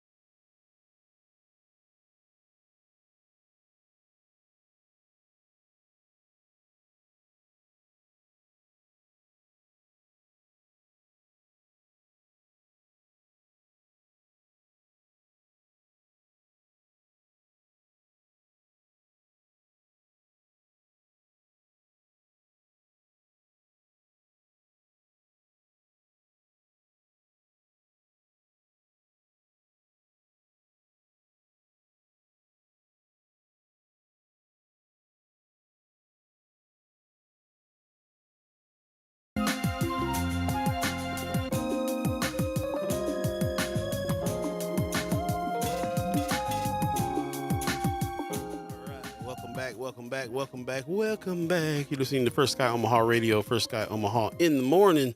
In the morning. Paul B, Buddi3 Da Gawd. All of you chat chimers, ghost listeners, radio listeners, thanks for joining us. We are working a little bit of having a little bit of tech difficulties here, but we're going to try this again. Okay, still can't hear and see. Okay, sorry about that. Um, yeah, I'm not sure if we're going to be able to fix that at this point right now. So, um, yeah, sorry about that. Buddy, go ahead and let her know. We're gonna, yeah. We do have another special guest coming in. Karen Wells is waiting in the wings, so we're gonna jump to her real fast in just a second. But just wanted to come back real quick and let you guys know what's going on here. This is our last show of the season, season 7. This is our final show of the season. We appreciate everybody that's come in and is talking about some of these things here. So we appreciate everybody who's contributed to this conversation. There's a lot to be talked about here, and I'm glad that Buddy went ahead and set up the article about the who's policing the police, talking about this very subject, because our next special guest is somebody who we're definitely going to talk to about this and has been dealing with this and fighting for a while, and really appreciate that this next individual coming through. And hopefully we'll see if the tech works on her. We had a little bit of tech difficulties here, so we're sorry about that. But ladies and gentlemen, without further ado, Karen Wells in the chat. Can you hear us? Good morning. Good morning. Yes, I can hear you. All right, there we go. There we go. We've been having some tech difficulties here, so we're really glad that you can hear us and see us, and we can hear and see you. Grateful for that. Thank you so much for spending your time coming on today. Really appreciate it. Yeah. Thank you for having me on your show. I really appreciate you. Oh yeah. That's what we built this platform for, is to have these types of conversations and really speak, about things that need to be spoken about. A lot of times it's kind of a lot of sensationalism and a lot of things, kind of go on in the media, but we're here to have real conversations. So definitely excited to be speaking with you. Of course, your cousin, we've kind of been talking about the Omaha connection. Brother Sherman Wells is a frequent contributor to our show. We consider him a part of our family here. So, kind of consider you a part of our family as well. He's been telling us a lot about the Amir Locke story. Of course, we heard a lot, but to, hear the real about the story has been impactful. So yeah, definitely just excited to have you here and hear more about, what's been going on. But before we get into all of that, just how are you doing? How are you doing? How's the fam? How's everything going? How am I doing? That is the question. Mm-hmm. Actually, I live in moments. That's how I'm doing. Hmm. Every day for me is a moment. Yeah. Yeah. I find that for me personally too, in the grieving process, that's what it is too. It's moment by moment, and can fully understand that. Just to let our listeners know. So first of all, just to let you know, what we do here is we talk to who we call our co-hosts, which are the people that are in the chat that are asking questions. That we kind of call them our co-hosts. They're not just people that are in the chat. Just making whatever comments they make, comments that are relevant to what we're talking about here, and ask actual questions and so on. We treat each other as if we're face to face in the chat. So don't worry about what's being said in the chat. We'll present that to you, and then we can all. And then if you feel like responding to some of the things that they're saying, then great. And if not, we're just kind of here to talk to you, hear your story, hear about the fight that's going on. For those of you listening that are just tuning in, with Karen Wells, who is the mother of Amir Locke, who passed away at the hands of the police, murdered by the hands of the police in 2022. It was a no-knock warrant that they served, and they came into his home while he was sleeping, and that led to this fight for getting rid of the no-knock warrant situation, and also just justice for Amir in general. A big Omaha connection because of the fact that Miss Wells is family to Sherman Wells, who is on the show regularly on Monday. I just want to let people know what's going on there, and who you are, and just let them know this is the reason why we're speaking to you today. So really, really appreciate you coming on. I know this is probably something that's very difficult to even nowadays talk about. So first and foremost, we'd love to hear what you want to tell us about your son, who unfortunately is somebody who didn't get a chance to meet before he passed. And if you would like to share some just words about who he was, we say his name. We John, one of our poets here, Johnny No Good. Every time he starts a poem, he says, "Say his name." Mm-hmm. And we've been saying his name for some years now. So tell us who he was. Okay, well, first, I just want to reiterate on my son, Amir Locke, the reason why I am here and in this movement that I was thrown into. I'm a big advocate of banning no knock warrants.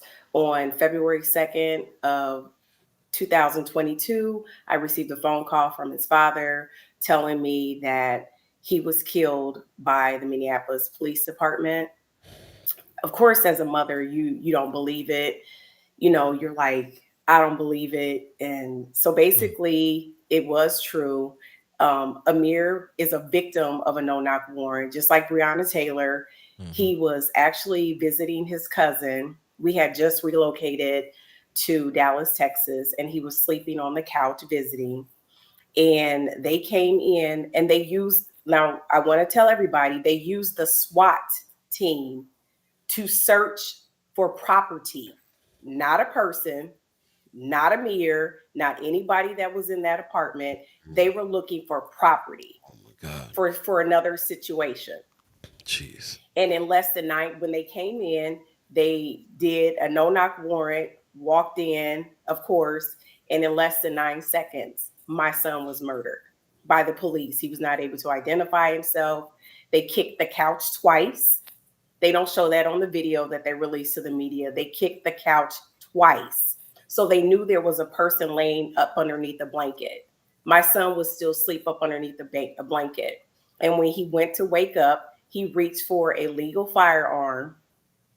And you could tell in the video he's not coherent. It's like 6 something in the morning. And then they shot him 5 times. So that's the reason why I'm here. I'm fighting for justice for my son. Amir Locke was a bright, young 22-year-old. He just turned 22 on November 11th. He started an LLC called Saving the Youth, which I now will oversee. That goes to show you what type of son that I had. He's a 22-year-old, and he's talking about, I want to save the youth, mom. Mm. And he was wise beyond his years. He was very respectful. He had a beautiful smile, beautiful personality. Amir was the type of person when he was growing up, if you didn't play with someone, he was going to go and play with that person.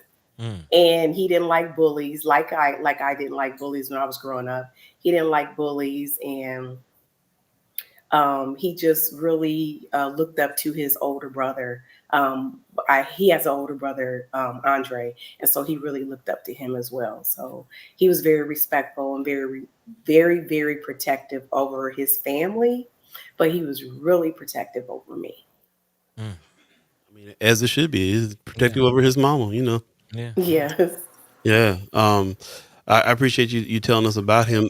The Save the Youth business that he started. What's this? Tell me the story behind this business. What was the purpose? So basically, he came to me one day. He was like, "Mom," he's like, "Can you give me some money to start my LLC?" And I was like, "Sure." And so basically, he wanted to do, like start a clothing line, Mhm. and then basically he wanted us to be able to teach and mold like the youth. Mm. And he also designed a shoe, which I have not. That's like behind. I won't show that yet. But he Okay. also designed a shoe for saving the youth as well. Wow. Oh. And he was very talented. He has music that he put out, Mm. and basically him and his older brother they followed their father, who was an upcoming artist at one point, and he still does music now in Minnesota, Okay. known as Little Buddy. So that's their father, and so they were just naturally musically talented. So he was also doing stuff like that. That's now. Yeah, that's right up our alley. That's who we are too. Yeah. We're a couple of musicians. His name is Buddy. Yeah. That yes, and their dad's stage name is Little Buddy. That's incredible. Uh, I love hearing it. That's a beautiful thing. I love the fact that he that entrepreneurial mindset mhm. early to and it took me a long time. I'm an entrepreneur as well, but it took me a long time to incorporate the and part of the proceeds go to this cause, that cause. I wasn't thinking like that at 22. I was just trying to make that money. So but later on in life, I finally was like, this is what you do got to mean something, got to help as well. So the fact that Yeah. he was doing that early was incredible. That's real Nipsey Hustle, real Tupac spirit, Yeah. as far as I'm Yeah. concerned. Yeah. So shout out to him, man. I'm glad. I wanted to ask you about that because I wanted to, I didn't get to meet him, so I wanted to know more about who he was and who, as a person as well. Give him some time because the fight for justice is happening now, as you're saying. You're Yep. fighting, Yes. still fighting for justice for him. You sent a beautiful graphic. I want to show people. If I can get my stuff together here. And we've been having technical difficulties all day. Justice for Amir, some montage of some photos of this beautiful brother, and man, I really appreciate the stuff that you sent me on this. And keep his face in mind. That's the thing Yeah. to do. Keep his name in your mouth and his face on your mind because this is any of us. This is all of us. This is us and the fact that this has happened is not is a tragedy. It's something that hit if hit close to home like it does because of the connection that you have to your family here in Omaha. And I Mhm. really and it's one thing we know we do the same thing like you said with Breonna Taylor. We say her name, we remember her, but she wasn't family to us. Well, this brother's family. This brother's here Yeah. with us.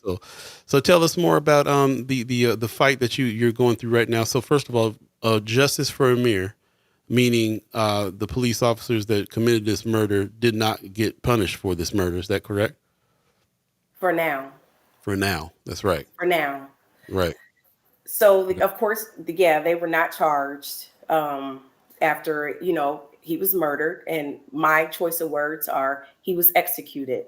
So Mhm. my brother-in-law, with our permission, he created a documentary Hmm. called "The No Knock, No Charge Amir Locke Story." Hmm. So we're technically working on distribution right now for that. Okay. We have shown it. It basically gives details on what the police officers they're telling the story because this is body cam footage. Mm. So we don't have to do anything. We just let them tell what they did to my son. So Wow. when I see you two with the locks, I see Amir Right. because that's my son. And then I also see my older son. They were locks. So anybody that looks like my son has a target on their back, Mm. no matter what age you are. So we have to make sure that we stand firm and we stand strong. And we have to continue to be boots on the ground for my son. His life was stolen, his voice was stolen on 2222. So Mhm. now I have to be his voice. And that's where they messed up at because I'm not going anywhere. I'm not going to be quiet. I'm not going to shut up. I may go to sleep, but when I wake up, I'm boots on the ground for Amir, Mm. because Amir was also about generational wealth. This is before he turned 22. He came to me and was like, "Mom, we need to start looking at generational wealth." Mm. So he wanted to also go into real estate, buying land, doing things like that. That's who Amir was. He was very spiritual. He believed in a higher power, and so that's why I'm not worried that when he took his last breath, I know that he's on the other side and he's helping me with this fight to get justice for him. We've There you go. got last May, myself and his father, Andre Locke, the Governor Walsh of Minnesota, he signed into law banning no knock warrants in Minnesota. So we got that passed last year in May. And behind the scenes, I'm still working on, speaking with the Department of Justice and, just doing what we can to make sure that this does not happen again. Like he will sleep. That's what people don't understand. And Mm.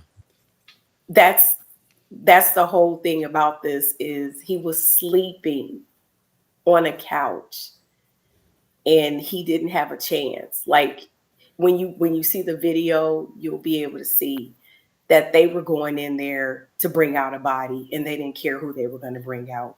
They Mm. weren't just going looking for property. They was looking for a body. But they made the wrong mistake and they got the wrong son, but they got the right mother. Mm. Mm. Mm. Um, the chat, people in the chat are feeling for you.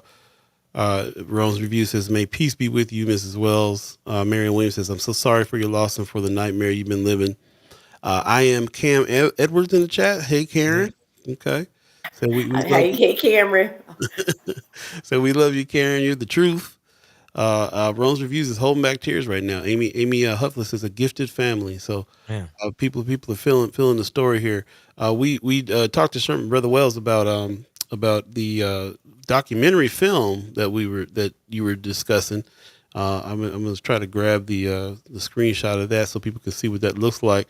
And he said it was going to be a hard watch because we're actually watching what actually happened Mm. Yes. from that camera's point of view. But it's definitely something that we definitely need to see. And we talk about this as Black folks these days. We get a little bit desensitized sometimes when we see so many shootings by the police killing our Black folks. Just for our own mental health, sometimes we have to not watch some of these. And Yeah. I got a lot of Caucasian friends that sometimes will send me stuff. Look at this injustice. So I was like, look, I've seen it. I can't watch no more of it without me breaking down. Uh, but I figured out that when I went to go find this movie, I figured out that's me just saving my mental capacity for something that I really need to see. And this is one of those ones that I need to break that and go and watch this.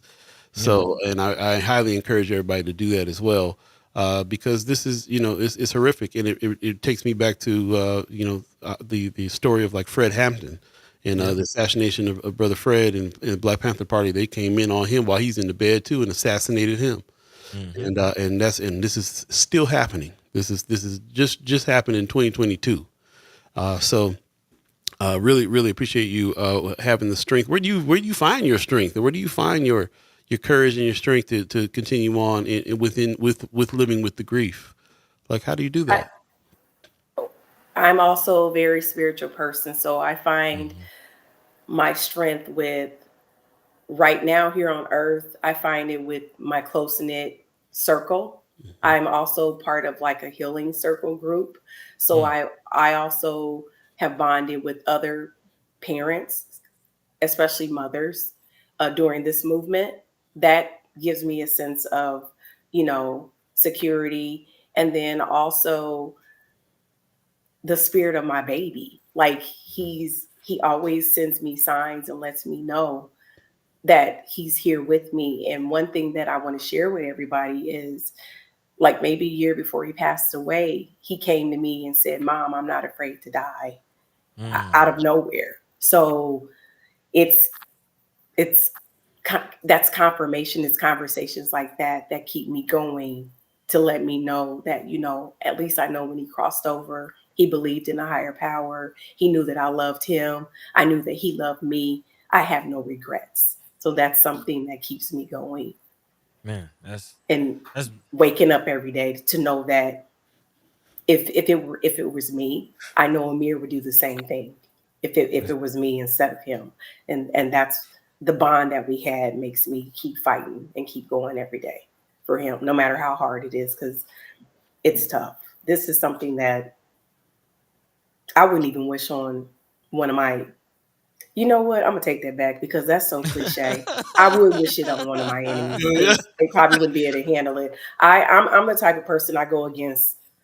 I don't walk the same walk as everybody else does. I don't do mm-hmm, all that. mm-hmm. So, but You, that's you, what keeps me you, going. you seem very authentic, and I love it. Yeah, yeah. Appreciate the honesty, but again, we need it. We need it, and we're here to have a real conversation. So appreciate that, and yeah, heart is definitely going out to you, and yeah, can sense the strength coming through the screen. Like Yeah. well, that's a beautiful thing. Brother Cam is saying that she's super strong and empowering. Most definitely the truth. I love it. Yeah, I'm seeing that. I'm seeing that. Mama God has a question in the chat. Was it difficult to obtain police footage? Well, you know how they, of course, they want to hold off. Hmm. So, but we were able to get it, and actually, we have over 56 uh, cameras of the body cam footage. Ooh, wow. So one thing I Mm, want to tell people is they sent it to us um, encrypted, Mm, so we couldn't open it up. wow. So we could that's what they normally do when they send body cam footage to family members. They send it to you, but you can't unlock, you can't open it up. But because God is on our side, my brother-in-law has his own film company, and he opened up the Okay. body cam footage. mm.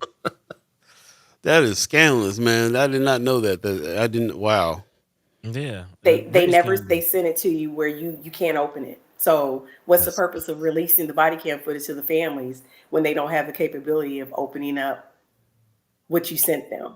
Just to wow. say they did, just to be able to say they did. That's about it. But we Um, have all of it.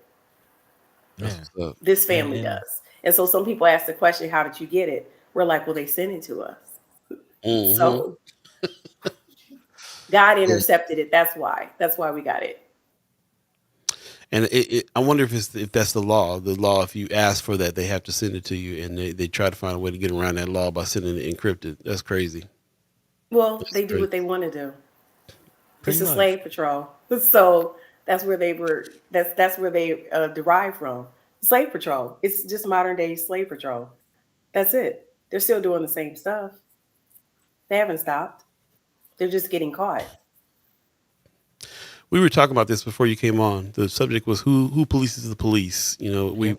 everybody always calls for oversight in getting justice for Amir. A bit. I want to kind of get into detail with you a little bit on what justice for Amir looks like for you. Which fights are you fighting? There's tons of them. I Yeah. mean, you could fight the whole idea of sending encrypted footage alone. That's one fight by itself. For families to get this footage for them that they can't even see.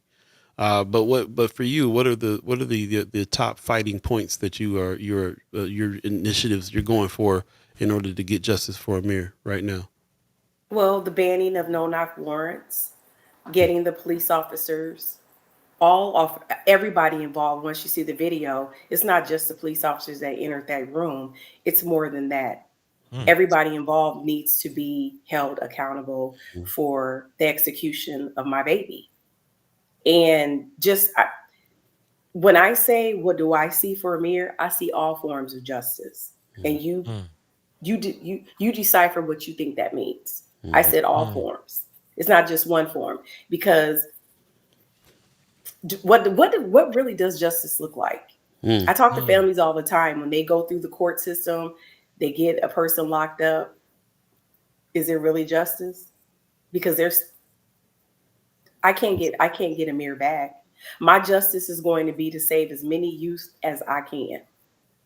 That's what another form of justice looks like for me.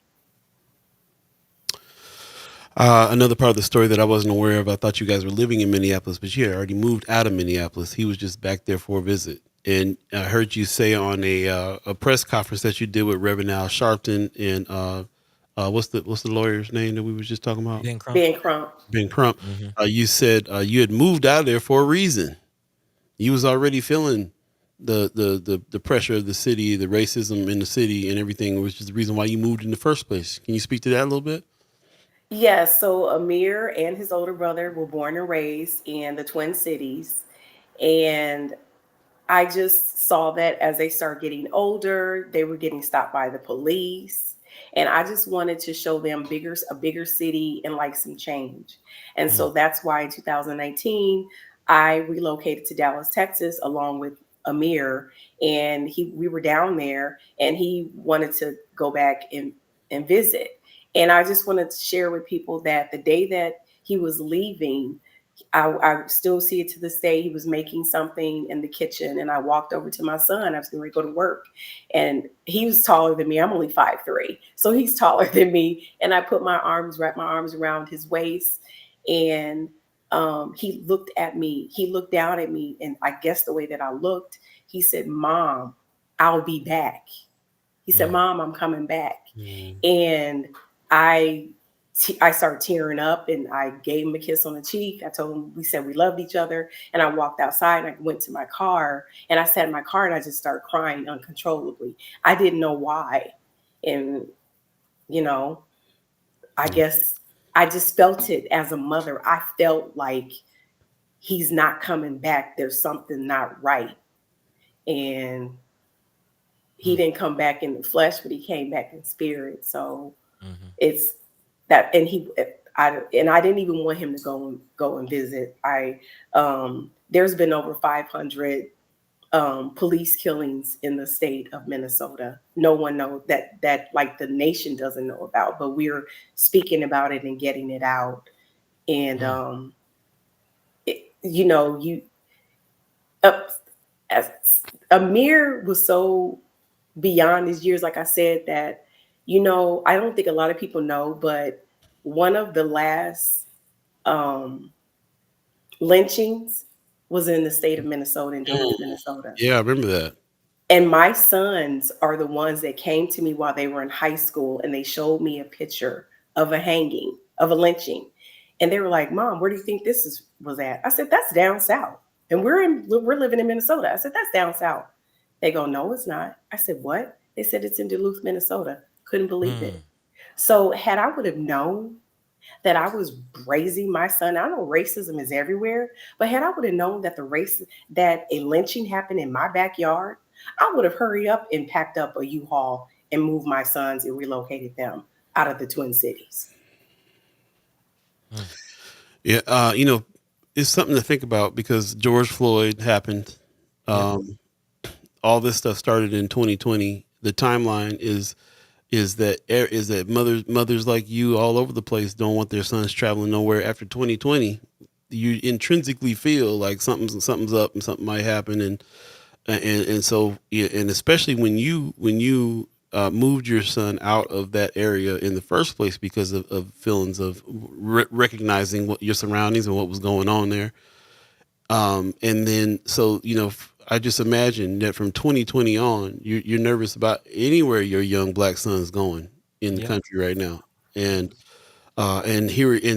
exactly, and then 2 years later, this horrific thing goes down. This execution happens, and we talk a lot about the George Floyd situation and Chauvin and all the guys that went to jail over that and so on, and maybe there's going to be a tide that changed and something that's changed, and it doesn't feel like it feels like it got that things are getting worse, and for all of my Caucasian friends that was all up in arms in 2020. Here we are in 2022, something's happening. Here we are in 2024, stuff is still happening, Yep. and the fight is even more intense now. So, what can we do to help you to back you in your fight?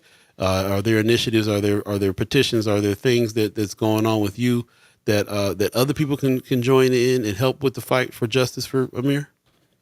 Call the Hennepin County Attorney Office, the Hennepin County Prosecuting Attorney Office in Minnesota, and tell them that they need to charge everybody that was involved in Amir Locke's murder.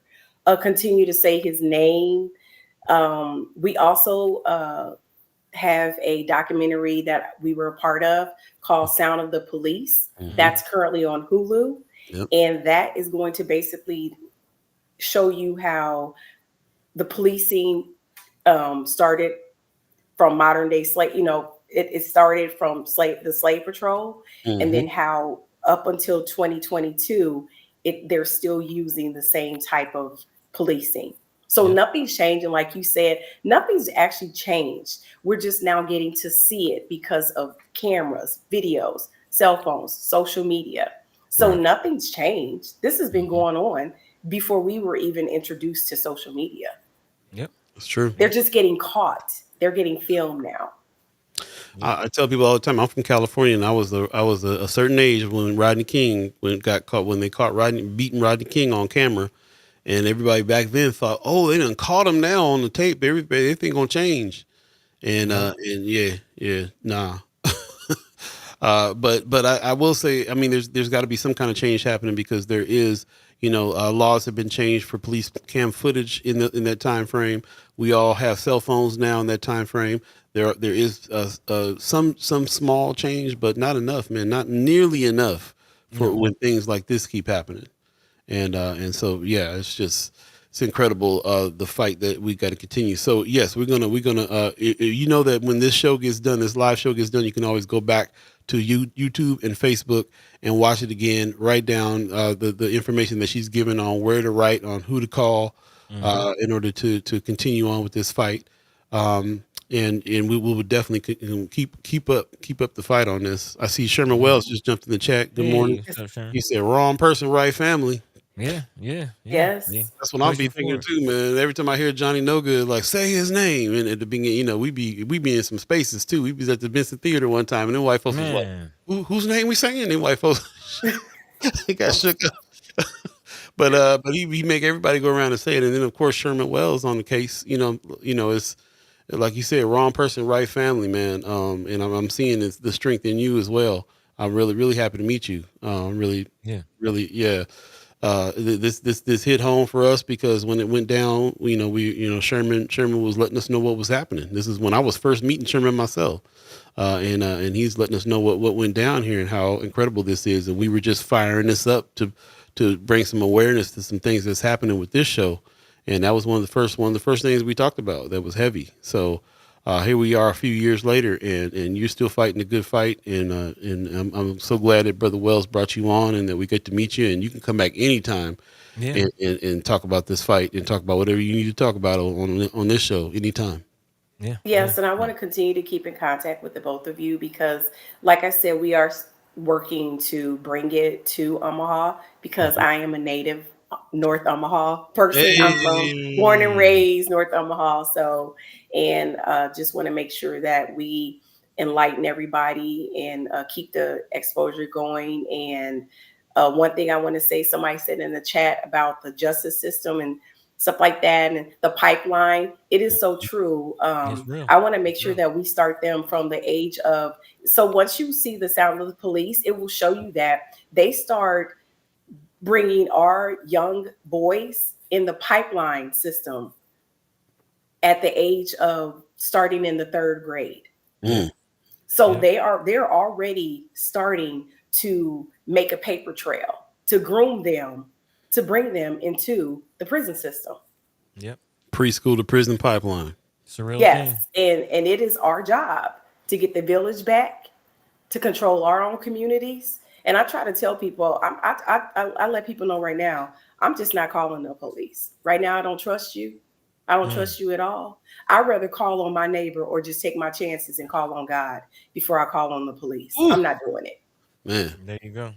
There And you I'm not go. going to be the reason when somebody's having a mental breakdown. Instead of calling the police, why don't you call a neighbor, call a friend, call someone call somebody that you know that will be able to calm them down. Because Mhm. I'm not calling 911. I'm just not doing it. I'm not telling people can do whatever they want to do, but I know this person, this mother, I'm not dialing 911 ever again. Mhm. I'm just not doing it. Yeah. Yeah. Can't Yeah, do it.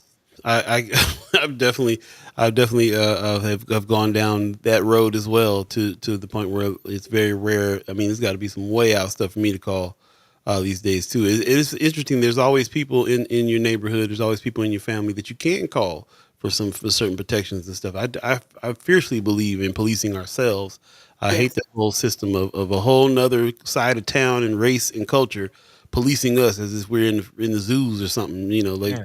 it don't make no sense. The whole police system is. I have a real problem with that. And there is a need for some protections in certain areas, but this ain't the system to do that in, as far as I'm concerned. So, Man. Sister Cashel Wells in the chat say, "Hey, cousin, good morning, everyone. Good morning. Appreciate you Yeah, get coming some on." love. Get some love. Yeah. I did want to ask about the lawsuit because Mhm. Paul did mention about changes, and we do know that one of the main things that also get changed and on top of shedding light to these types of situations is litigation. Where is that standing as far as your lawsuit with the city? It's going. Okay, It's going. And like I okay. said, when I say Amir's going to get all forms of justice, I said all in capital Mm-hmm. letters, not just one, all. Okay. We're still doing everything behind closed. Like Mm-hmm. this family moves in silence. Yeah. I don't tell my left hand what my right hand is doing. You can't There you reveal the go. whole We plan. move it. Right. We move in silence. But just know that when we're quiet, it's always like quiet before the storm. Correct? Mm-hmm. This family is a storm, and they created the storm, and they're going to have to deal with it. There you go. There you go. We talked about Ben Crump. We talked about Al Sharpton. Other high profile people aware of this situation and trying to help. Oh yes, like I mean, you still have it's sad because you get triggered because there's so much going on and there's so many going on. Mhm. Mm-hmm. So one thing that you have to understand is when the cameras go away, that's when you have to be boots on the ground as the Mhm. family. There you Mm-hmm. go. Like my attorneys don't know Amir. They learned about Amir through me and through his Right. father and through his family. So they have to do their part as an attorney, and we're going to do our part as a family. So it's a united front. If like they say in the Bible, faith without work is dead. There you Mm. go. So if you don't do the work, you're not going to get the results. Mm-hmm. So since I got that phone call, just know I have not stopped fighting for my son, and I won't fight no matter what. No matter what, money can't pay me to shut up. The only thing that's going to be able to shut me up is the Lord when He bring me home, and that's it, and that's all. Mm. There you go. There you go. Drop the mic Um, on that. Appreciate you. right. Whatever we can do to help, whatever we can do to support, stand behind. Whenever you're ready to bring the documentary, here to Omaha, however we can We facilitate can that. help with that too. Yeah. Yeah, big time. We're here. We're here. I really appreciate it. I appreciate you both, and yeah, it's like I said, I appreciate my cousin Sherman and Man, Johnny and Cameron and everybody that came on the call and just continue to say Amir's name, share his story. You can go on his Facebook page and we do updates on that, and just keep us in prayer. Just keep our family in your prayers. big time. Absolutely. Big time. Appreciate you. We will talk to you again soon for sure. You're already part of the fam around here. Oh So yeah, that's what's big up. time. Yeah. Thank you. I appreciate it. Okay. You have a good day. We'll see you later. You Peace. too. Peace. Bye.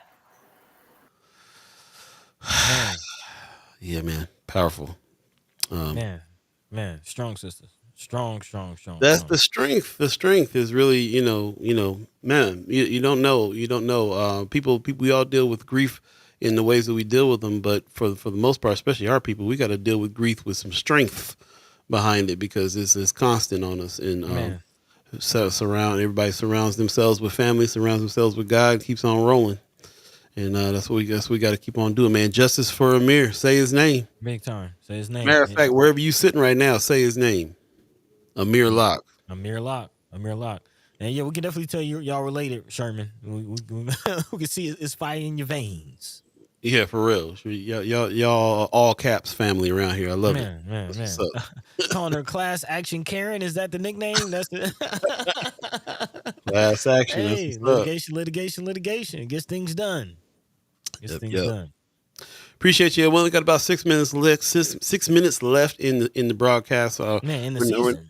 Yeah, in the season, in season 7, you're absolutely right, man. We already kind of went through a lot of the haps again. You can meet us out there with our booth out there at Juneteenth Joy Fest tomorrow. We'll be there about from noon on, and be trying pretty much hanging with legendary Terry out there. Man. Terrace Martin them on deck tomorrow out there. Of course, there's the parade happening at 10 o'clock.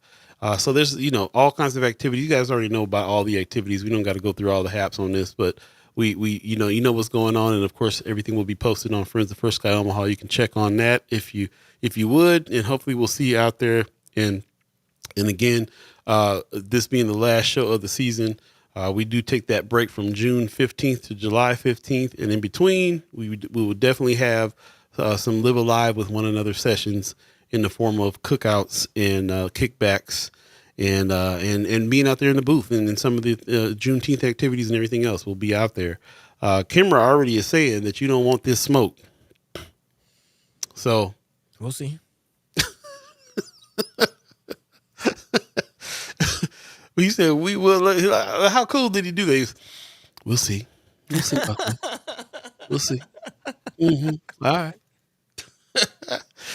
So I can't wait to be able to live alive with y'all, man. We definitely gonna have a good time out here. I'm glad that Buddy's in town and be able to spend some real time out here, man, and live alive with one another, as we say. Please do that. Continue. This has been season 7, which we have entitled Love Supreme. And once again, we entitled it that because we recognize that everything that we've done as far as the seasons are concerned up until this point have to do with people's livelihoods, people's activism, where people are living, their housing situation, their mental health situation, their togetherness, the conversation, the boots to the roots, everything that we've been doing all this time is really stems from love. It all comes from love. You don't have love, you're not doing none of it. Man.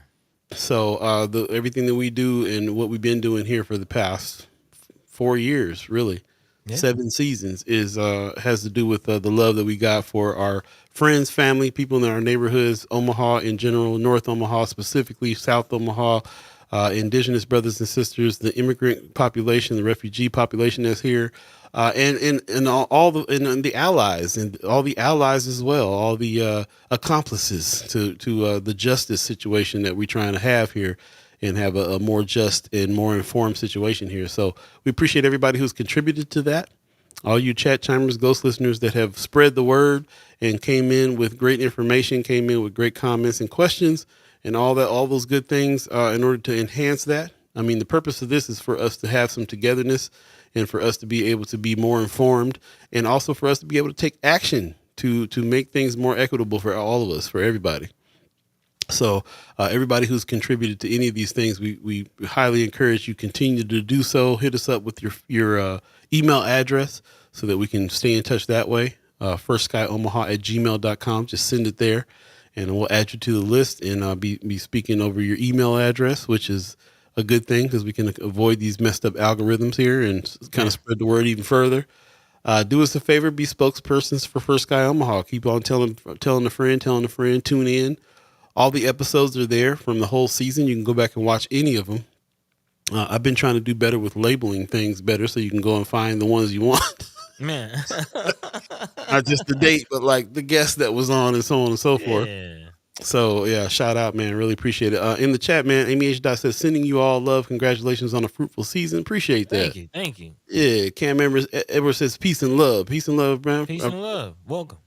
Let's see you back next season. Most def. Pop says, man, this is one strong family. Love it. I heard that. Big time. Marion Williams says, thanks, Paul and Buddy. We'll miss you on the break. Like I said, you're going to see us. You're gonna see us. We'll be outside. Catch us tomorrow. That's right. We'll be outside. Wanda Lewis says, I seen Buddy yesterday. Already in the mix. Yeah. Down on the deuce. Looking forward to seeing you again, Miss Lewis. There you go. Rose Review says, knock, knock, Buddy. Buddy, get the door. It's Kimra. For those of you who don't know what we're talking about, I just enjoy this so much. I'm sorry that I keep on putting it on you, but hey, go ahead. So we had a kickback last year. Domino's table happened. Kimra was the reigning champ. As you can see, Buddy head in hand, Mayor Sanchez looking down, Kimmer in triumph, and they've been after her ever since. So it's we go. So I said, she said, and she already on the chat talking about they don't want that smoke. And Man. Buddy's like real cool, like we'll see. We'll see. See, you don't know. My head is in my hands because I was this close to victory, y'all. I was this close. I had the books. I had the books. Sorry. I love it. Gary Ballard Jr. in the chat. Good morning. It says last 2 days of soft opening of the African American Arts Gallery with Brooklyn Johnson exhibiting tonight 6 to 9 and tomorrow 11 to 3 at Assembly of the Saints, are one of our favorite places, 4224 North 24th Street. Man, appreciate that. Appreciate that reminder. Yeah, that's awesome. That's awesome that you got that going on there. So yeah. Appreciate that very much so, man. Don't forget also, man, the men's group that Johnny No Good and those guys put together as well. Beyond the Stigma is happening at the Assembly of the Saints as well on June 29th, 3 to 5. Like I said, we'll put all this on Friends of First Sky Omaha for you to definitely check out and see what's going on. Singing Bowls, man, gotta give out to Mayor Sanchez a big up to you for supporting our sister out there with the bowls, the singing bowls, and all those things that she got going on. Yeah, got to pull up. Got to pull up to that. The next one is June 26th coming up. Yeah, Journey to Peace. This is a place called Sumter Amphitheater. I haven't been there yet. City of Papillion is where this is happening, but it's supposed to be a nice outside spot. Mayor Sanchez has been going. You can ask him about what about the scenery out there and all the good stuff. She says she's bringing special guests as well on these things. So yeah, go check her out on June 26th for sure. The graphic that I didn't get to pull up a little earlier than when we were talking about it, and this is something that we're going to be looking at over the break, and also that we're going to be talking about when we come back from the break. But Cop City is a real thing, y'all. Man, we talk about Cop City, Atlanta, but look at all these flags in places where they're talking about having cop cities. And 4 in Minnesota. 4 in Minnesota, and particularly you see one hanging off Nebraska right there around the Omaha area as well. So this is something we'll continue to be talking about. Who polices the police? Well, who's stopping the militarization of police? Who's stopping the camps and the training facilities being built right next to black communities? What's really going on? Man, what's going on with the new slave patrol? So is what it is, man. Appreciate it. Also, yeah, Amy H said that pick is epic. Marion Harrison says, can't wait to see y'all tomorrow. Yeah, it'd be good to see, man. Yeah, see, come check us out. Us out. Sherman Wells said, that's my church, Assembly of the Saints. There you go. Pop says, thanks for a fabulous season. Can't wait to see what is to come. We love you, Paul and Buddy. Enjoy your time away, and we'll see you in July. Mad love, the First Sky fam. Appreciate you, Pops. Yeah, it's gonna be good. It's gonna be good. We got we're calling it the next wave, the new iteration of what the show is going to be happening in July. We're wrapping up 7 seasons of doing the show a certain way, and we're kind of starting fresh with some new ideas and some new things happening. So we'll do that. Romsbury says, tell her I said First Sky sent me always. Yeah. Yep. Also, Wanda Lewis says, don't forget about the Chat Chimers kickback. Nah, we ain't gonna forget. Buddy got to get his revenge on the domino table. Man. He said, yeah. We'll see. Pastor Ballard, hey, stay out of this. Hey, he says, run that W back camera. Yeah, man, that was classic. I hope to get another classic picture of the kickback here.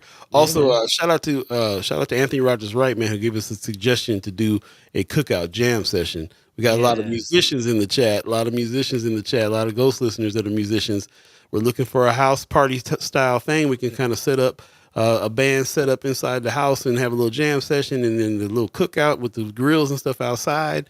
Once we find a spot and get a date, we'll definitely let y'all know. So please keep up with Friends of First Sky Omaha and the main First Sky Omaha page on Facebook as well, and all the other social medias. We'll put all that stuff up so you guys can know where we're at next. And most importantly, if you send us your email address, we'll be just sending you information directly, which is what we're moving towards for the next iteration of First Sky Omaha. So hit us up at firstsky@gmail.com and give us your email address so we can start that up, and it'll be great.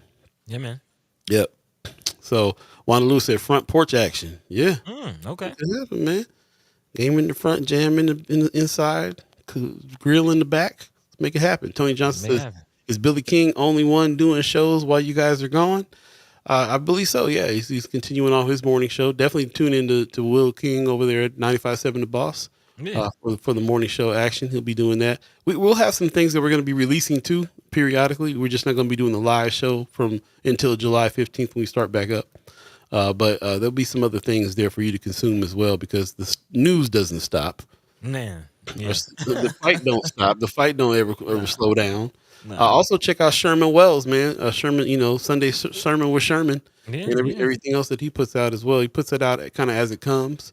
Also Miss Cheryl Weston, Yeah. My thoughts. check hers out, and also the Hood Table on Friday nights. So there's some other places to definitely go explore and check out, and some of what we call our partners out here, fighting a good fight too. Everybody has their different styles, and one of their styles might appeal to you on how you get your information. But we're gonna keep on doing it our style. We, like I said, a little change up coming in July. It ought to be fun. But it's already 9:05. I'm quit running my mouth. I did want to give you a little bit of time, buddy, if you wanted to speak on this season and then Hmm. some of the things you got in your mind as well. I'll shut up. Yeah. Yeah. I mean, it's just we have so much that we're always working on. It's a lot of pots on for a lot of fires right now, but definitely excited on bringing a lot of it to you all. Just expanding our news coverage. Always looking, to bring on journalists and other people on the team. We'll be speaking out and reaching out to some chat chimers during this break. To bring them on and get them more active behind the scenes with us. So looking forward to that. And big shout out to all of you chat chimers who have reached out and shown interest in, trying to help. We appreciate that and we need it. So we'll definitely, look forward to expanding on the team. Man, just looking back to the season we just had. I mean, we just had, Dr. Umar on twice, I believe. Hmm. We've had Dr. Cornell West. We had Dr. Jill Stein. We just had, Sister Karen Wells. Man, a lot of heavy hitters coming through, man. So I feel like I'm forgetting some people too, Well, man. not to mention, we have Senator Terrell McKinney, Senator Justin Man, Wayne has been man, coming on each week for us, yeah, which is yeah. huge. And Brother Sherman Wells. What senators are doing that? You know what I mean? Yeah, man. Yeah, man. Yeah. So big shout out, and of course, all the other guests that we've had, man. I don't want to leave anybody out, Sister Camera. Man, all the candidates, like, yeah, it's Hmm. been a very, very fun, interesting season, and I can't wait to see what conversations come up. Especially, election season, man. It's gonna be Yeah, crazy coming up next season. A lot of big things to time. talk about. But also excited about a lot of the partnerships that we have working on. Big shout out to Bill King. We're always talking about how to team up the Omaha Star and other individuals. Like you mentioned, Miss Cheryl Weston, the Hood Table. Like we're always talking about how to team up. So excited about those things coming together. Also, some of our other community partners, our ministries. Um, Hmm. man, I can go down the list, man. So just excited to see how things continue to grow. Excited to see how things continue to develop, and we'll definitely continue to push forward, man. So I'm feeling good. I appreciate all the support that we have received thus far, and we're gonna keep doing the thing, man. So hopefully we will continue to receive your support, and please come and catch us throughout this break again. We will be at the Joy Fest tomorrow on our booth, so right there off the Deuce. So come through and check us out. We're also looking at popping up at the next Benson First Fridays. So yeah, catch us outside, man. Let's live a life together. But in the meantime, between time, we'll Hmm. be working and making things happen. So again, catch us same time, same place, right here on First Sky Omaha in the morning. There you go. Yeah, Von Chapman, we finally got a hold of Ricky Smith. I don't know if you heard yeah, the news, but we ran into him at the Empowerment Network meeting last week. Shout out to Willie Barney and the work he's doing over there. mm-hmm. Find out about some really good work they're doing over there. We'll be showcasing some of that as well come next season. So shout out to them, and we finally got with Ricky Smith. He was like, "Man, you haven't been contacting me." So I've been hitting your email address, and he was like, well, I don't look at that one." I was like, "Yeah." I got about 5 email addresses, and there's a couple I don't look at either, so I understand. Yeah, So yeah, nah, hey, we got that's the good. right one now. And he has said he would love to come on and come through, come next season. So look for that interview in July coming up. Also, apologies to Shar Bates for not being able to get her on today. Yeah, We had some technical difficulties and some things that didn't allow for it, and we didn't really want to infringe on Mrs. Wells' time. So we'll have to have her back. Matter of fact, I'm hoping that we can have a discussion with her even during the break. That you might be able to check out that in a non live situation, kind of a mm-hmm. script, a video, video interview that we can do with her. If not, then we'll definitely have her back live in July. But yeah, apologies for not being able to get you on there as far as that. And I also want to just thank all the guests, man, all the guests that we've had throughout everywhere. Anthony Rogers Wright came on. When you look back at the guest list for last season, you can see Man, so many people. Preston Love Jr. We had elders on, business people, owners, people, candidates. Shout out to Ashley Spivey running and breaking ground in the Deuce with Ivy man, Black Girl. So many great people that have come on, and I just really appreciate everybody who's come with the great questions and the great comments and great questions and treated everybody with respect and love, which is what the season is all about. So that's what it is, man. One of the reasons why we call what's going on in July season 1B is because we're kind of starting back at the beginning. Journalism is activism. We're trying to build back citizen journalists, an army of citizen journalists that can kind of keep track of things that are going on here. There'll be some new integrations with the Documenters program that's back. Also, Nebraska Public Media, who just purchased The Reader in El Perico, so hopefully they'll be back by that time as well. yeah, We can continue partnerships. So the expansion of the news is kind of the goal, and to really tap and also the Content Creators Camp is coming up as well. The part 2 of that episode, we did Content Creators Camp last year. We want to continue to teach citizen journalism so that people can really keep track of what's going on with the powers that be in their city, and we're going to keep that up and build the biggest news gang in history if we can. Gang. It's going down. So yeah, lots to come, and we'll be talking about, like I said, when you see us outside, we'll continue this conversation about what the new wave of what we're going to do is looking like. But it can't happen without your support. So if you're a business, hit us up. If you want to get sponsor shows, or if you want to do some advertising with us, hit us up at firstskyOmaha@gmail.com. Make that request. Also, you can go to firstskyOmaha.com, hit the donate button, and do one-time donations, or you can be a reoccurring member. Shout out to all the new reoccurring members, the $10 members, the $25 members, the $50 members. Appreciate you. Please continue to support our efforts to build out Black media here in Omaha, especially with a focus on North and South Omaha, East Omaha, what we call it. East Side of Riders, man. We're gonna keep on trying to get busy with that.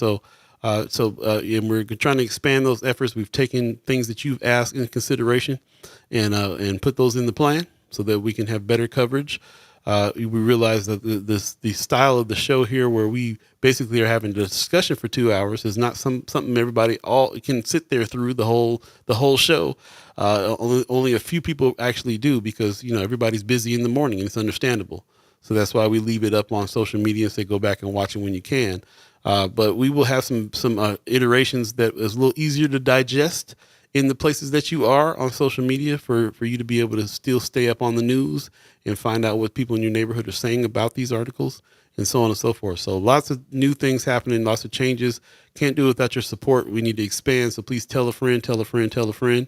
And, I appreciate everybody who donates, but also tell your friend to donate, tell your family members that, let's keep this rolling as much as we can.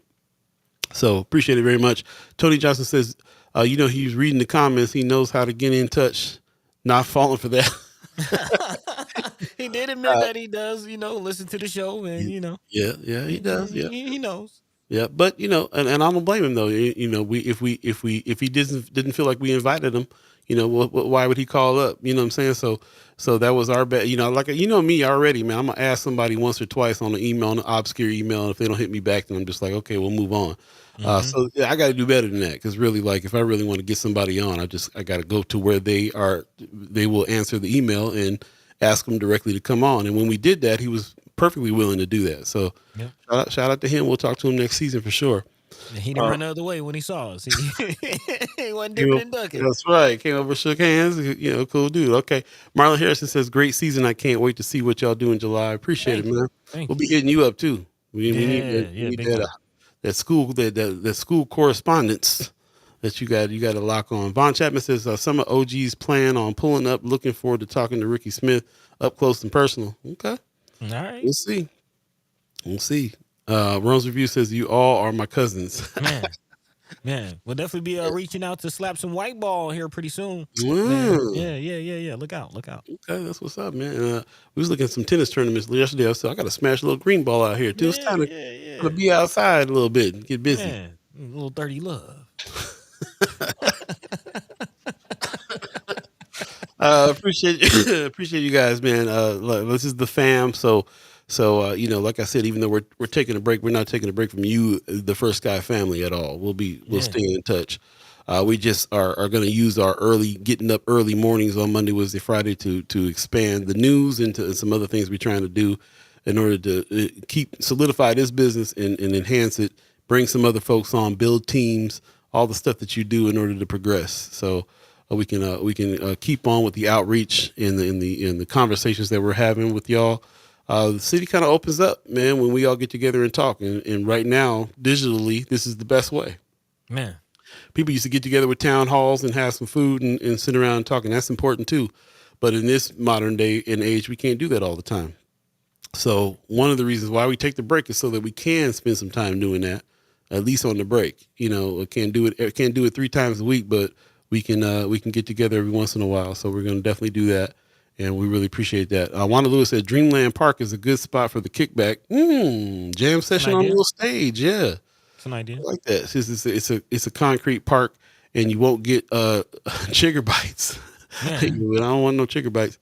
She says has electronic hookups and built-in stage. That's a good idea. Yeah, it's an idea. It's an Yeah, idea. we'll put the grills out there, a little cookout. I like that idea for sure. Yeah.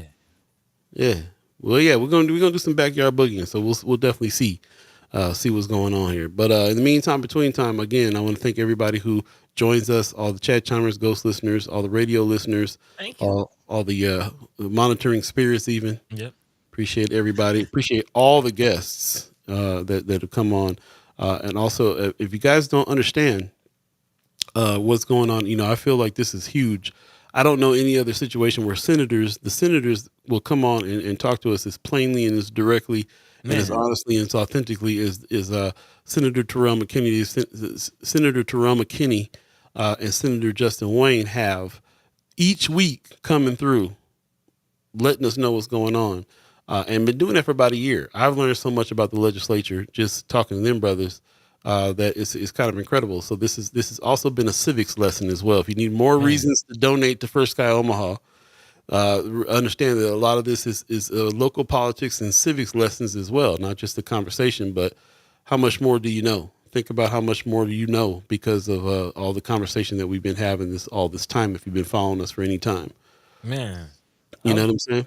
I was mentioning that to somebody the other day, like, like I was talking to my aunt, and she was like, "Man, you know a lot about what's going." Hey, even though I don't necessarily live here, my mind is always in Omaha. My heart is always in Omaha, and I feel, even though I've been living in Atlanta the last 3-4 years, I feel more connected to Omaha than I ever did growing up here. So It's been 3 or 4 years already. Man, yeah, bro, moved to Atlanta in June of 2021. wow. Yeah, time flies, but we're gonna continue living alive together, and looking forward to the future. Highly encourage you chat chimers to come out. We're starting the chat chimers club. We definitely want to make sure that we are face to face with everybody who is contributing on the chat, because we are attributing a lot of the things that we learn from your comments. So it's when I think about that, like, it's a civics lesson, not because we're giving the civics lessons, but because we have on guests that talk about civics, because we have chat chimers that contribute to the conversation from their knowledge viewpoint. So it's always good to know who we're talking to and who we are trusting and getting information from. So we starting Chat Chimers Club up over the break, and we'll be implementing that for season 1B as well. So lots to come, and we'll keep on talking about the next wave as we go. Tony Johnson says more elected people in North Omaha should be fighting to get a segment. If they can be that committed, others can too. Put some suggestions out to us on who you think should have a segment, who we should ask to come on weekly, who would be beneficial for us to hear from on a weekly basis that way. Appreciate that. Also, Wanda Lewis says, contact Surrender myself if you want to coordinate Dreamland Park. I will. Appreciate that. Okay. She says she can get a porta potty on location. Okay. Man. Putting it together. That's what's up. Okay. All right. Stephen Abraham says, peace and blessings to the First Sky Omaha. Appreciate you, brother. Appreciate you very much. Nice. Nice. I do want to put out the call real quick also before we get out of here. Over the break, been talking about website and things like that, and we are looking, to build a platform where you yourselves can also have your voices heard. Again, citizen journalism is the big thing that we're pushing. So I did want to just put out the call. If anybody's interested in contributing, if anybody has, ever been interested in writing and you didn't get to our content creators camp, we're still looking to facilitate that. Still looking to provide platforms. Still looking to again expand and allow you to have your voices heard and to tell your own stories, man. And that's really what it's about. So again, if you're interested, you can reach out to us. You can either reach out to me at Buddi at First Sky Omaha, or you can reach out to us directly at First Sky Omaha at gmail.com. So again, it's either Buddi, Buddi, the number 3 at firstsky.omaha.com or firstsky.omaha at gmail.com. Reach out. That'd be beautiful. Perfect. Well, the next iteration of the content creators camp is to help people that have ideas, especially in the areas that they live, in the fields they live in, that want to write, but they're not really journalists and don't have all the complete confidence to write an actual article. We're going to bring in journalism professors and everything else to help you get your article shaped up to be able to put out and be a trusted source of news and information in the neighborhoods, not just us, but literally an army of citizen journalists that can all speak from their experience and speak from their vantage points on what's happening to be able to further inform everybody about it. And the more stories that we put out there, more things that we have people voices speaking up in all the different communities, the more informed we're going to be and the more action we can take. And most importantly, the more the powers that be and other entities can't mess with us. And that's the purpose of this. Man, he fresh in the chat. Manny Fresh one says, I definitely appreciate you. I always acknowledge me when I see you, as if we know each other. Like when I saw you on the stoplight yesterday. Love this show. Can't wait to see the next season. Appreciate you, man. Yeah. That was nice to see you as I'm walking through the hood yesterday. See Manny Fresh roll up on the stoplight and say what's up. So appreciate that, man. Steven Harris says, peace and blessings for Sky Mall fam. Really, really appreciate everybody's love. Looks like Buddy got stuck out there. Okay. Really appreciate everybody's love and support. That's the thing that is really striking me as well. You guys find value in what it is that we're doing. And we're getting a lot more people that are coming in to be reoccurring sponsors of the channel as well. And some people reaching out to do some advertising and stuff with us as well. So shout out to Land Bank, who wanted to work with us to get the word out about those things. And shout out also to the city, he's back. All right. Yeah. Also, shout out to the city who's doing some remediation of the land. This is very, very important what's going on here. You can call 402-731-3045. We actually have an opportunity to really get all of the lead out of the land in North Omaha. They've done a lot of work already. I would say 75% of the work has already been done. But there's still some folks out there that they haven't been able to reach out to. If you think that your soil might have some lead in it, then you can get tested. And if it does, they'll do the soil remediation program on it and get the lead out of your yard, and also put your yard back the way it's supposed to be. That was one of the questions I had, because we were getting people that were complaining like, they just go tear up your yard and don't put it back. Now they put it back now. They learned their lesson on that. So let Mama God tell it, they put it back better than it was before. You might get a whole new yard. You get the upgrade. You got some raggedy grass? Go on, check on that lead. See what's happening. But definitely hit them up at omahalead.org for more information and to register. And also 402-731-3045. If you rather call, speak to somebody about it, man. They'll come out and do all this for free. This is free of charge for homeowners. Yeah. Get you right. So get you right, man. So shout out to them for wanting to work with us on this stuff. It's interesting. This is how important you, the chat chimers and ghost listeners, are. They recognize that we have an engaged audience, and they want to talk to y'all more than just they want to just talk to the masses. They want to talk to people that are actually understanding and knowing each other. Is what we're doing. We're getting to know each other better. So shout out to them. Also keep Hassani Lee and the Lee family in your thoughts and prayers. And there's going to be some fundraising going on for them and their situation too. They've been the leaders of that fight the towers, the towers, OHA.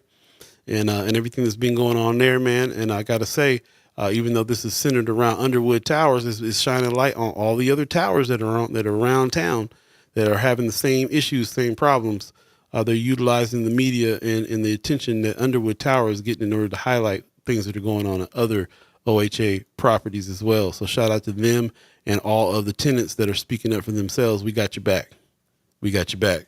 Vaughn Chapman says so much of the damage has already been done to generations of black victims of lead contamination. Very true. But Very we true. have an opportunity to try to change that for the future generations. And that's what we're going to do in a real Yeah. way. Yeah.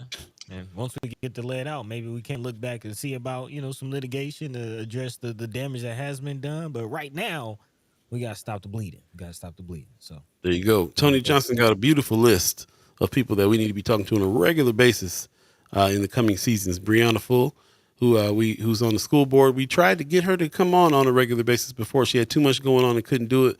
But we yeah. will continue to try to work with her on getting her on the show on a regular basis. Juanita Johnson from City Council is a great suggestion. Michael Lee from Nebraska Democrats, and he just got to be on the Black Caucus, from the Black Caucus. So shout out to him. Yeah, that'd be a good one too.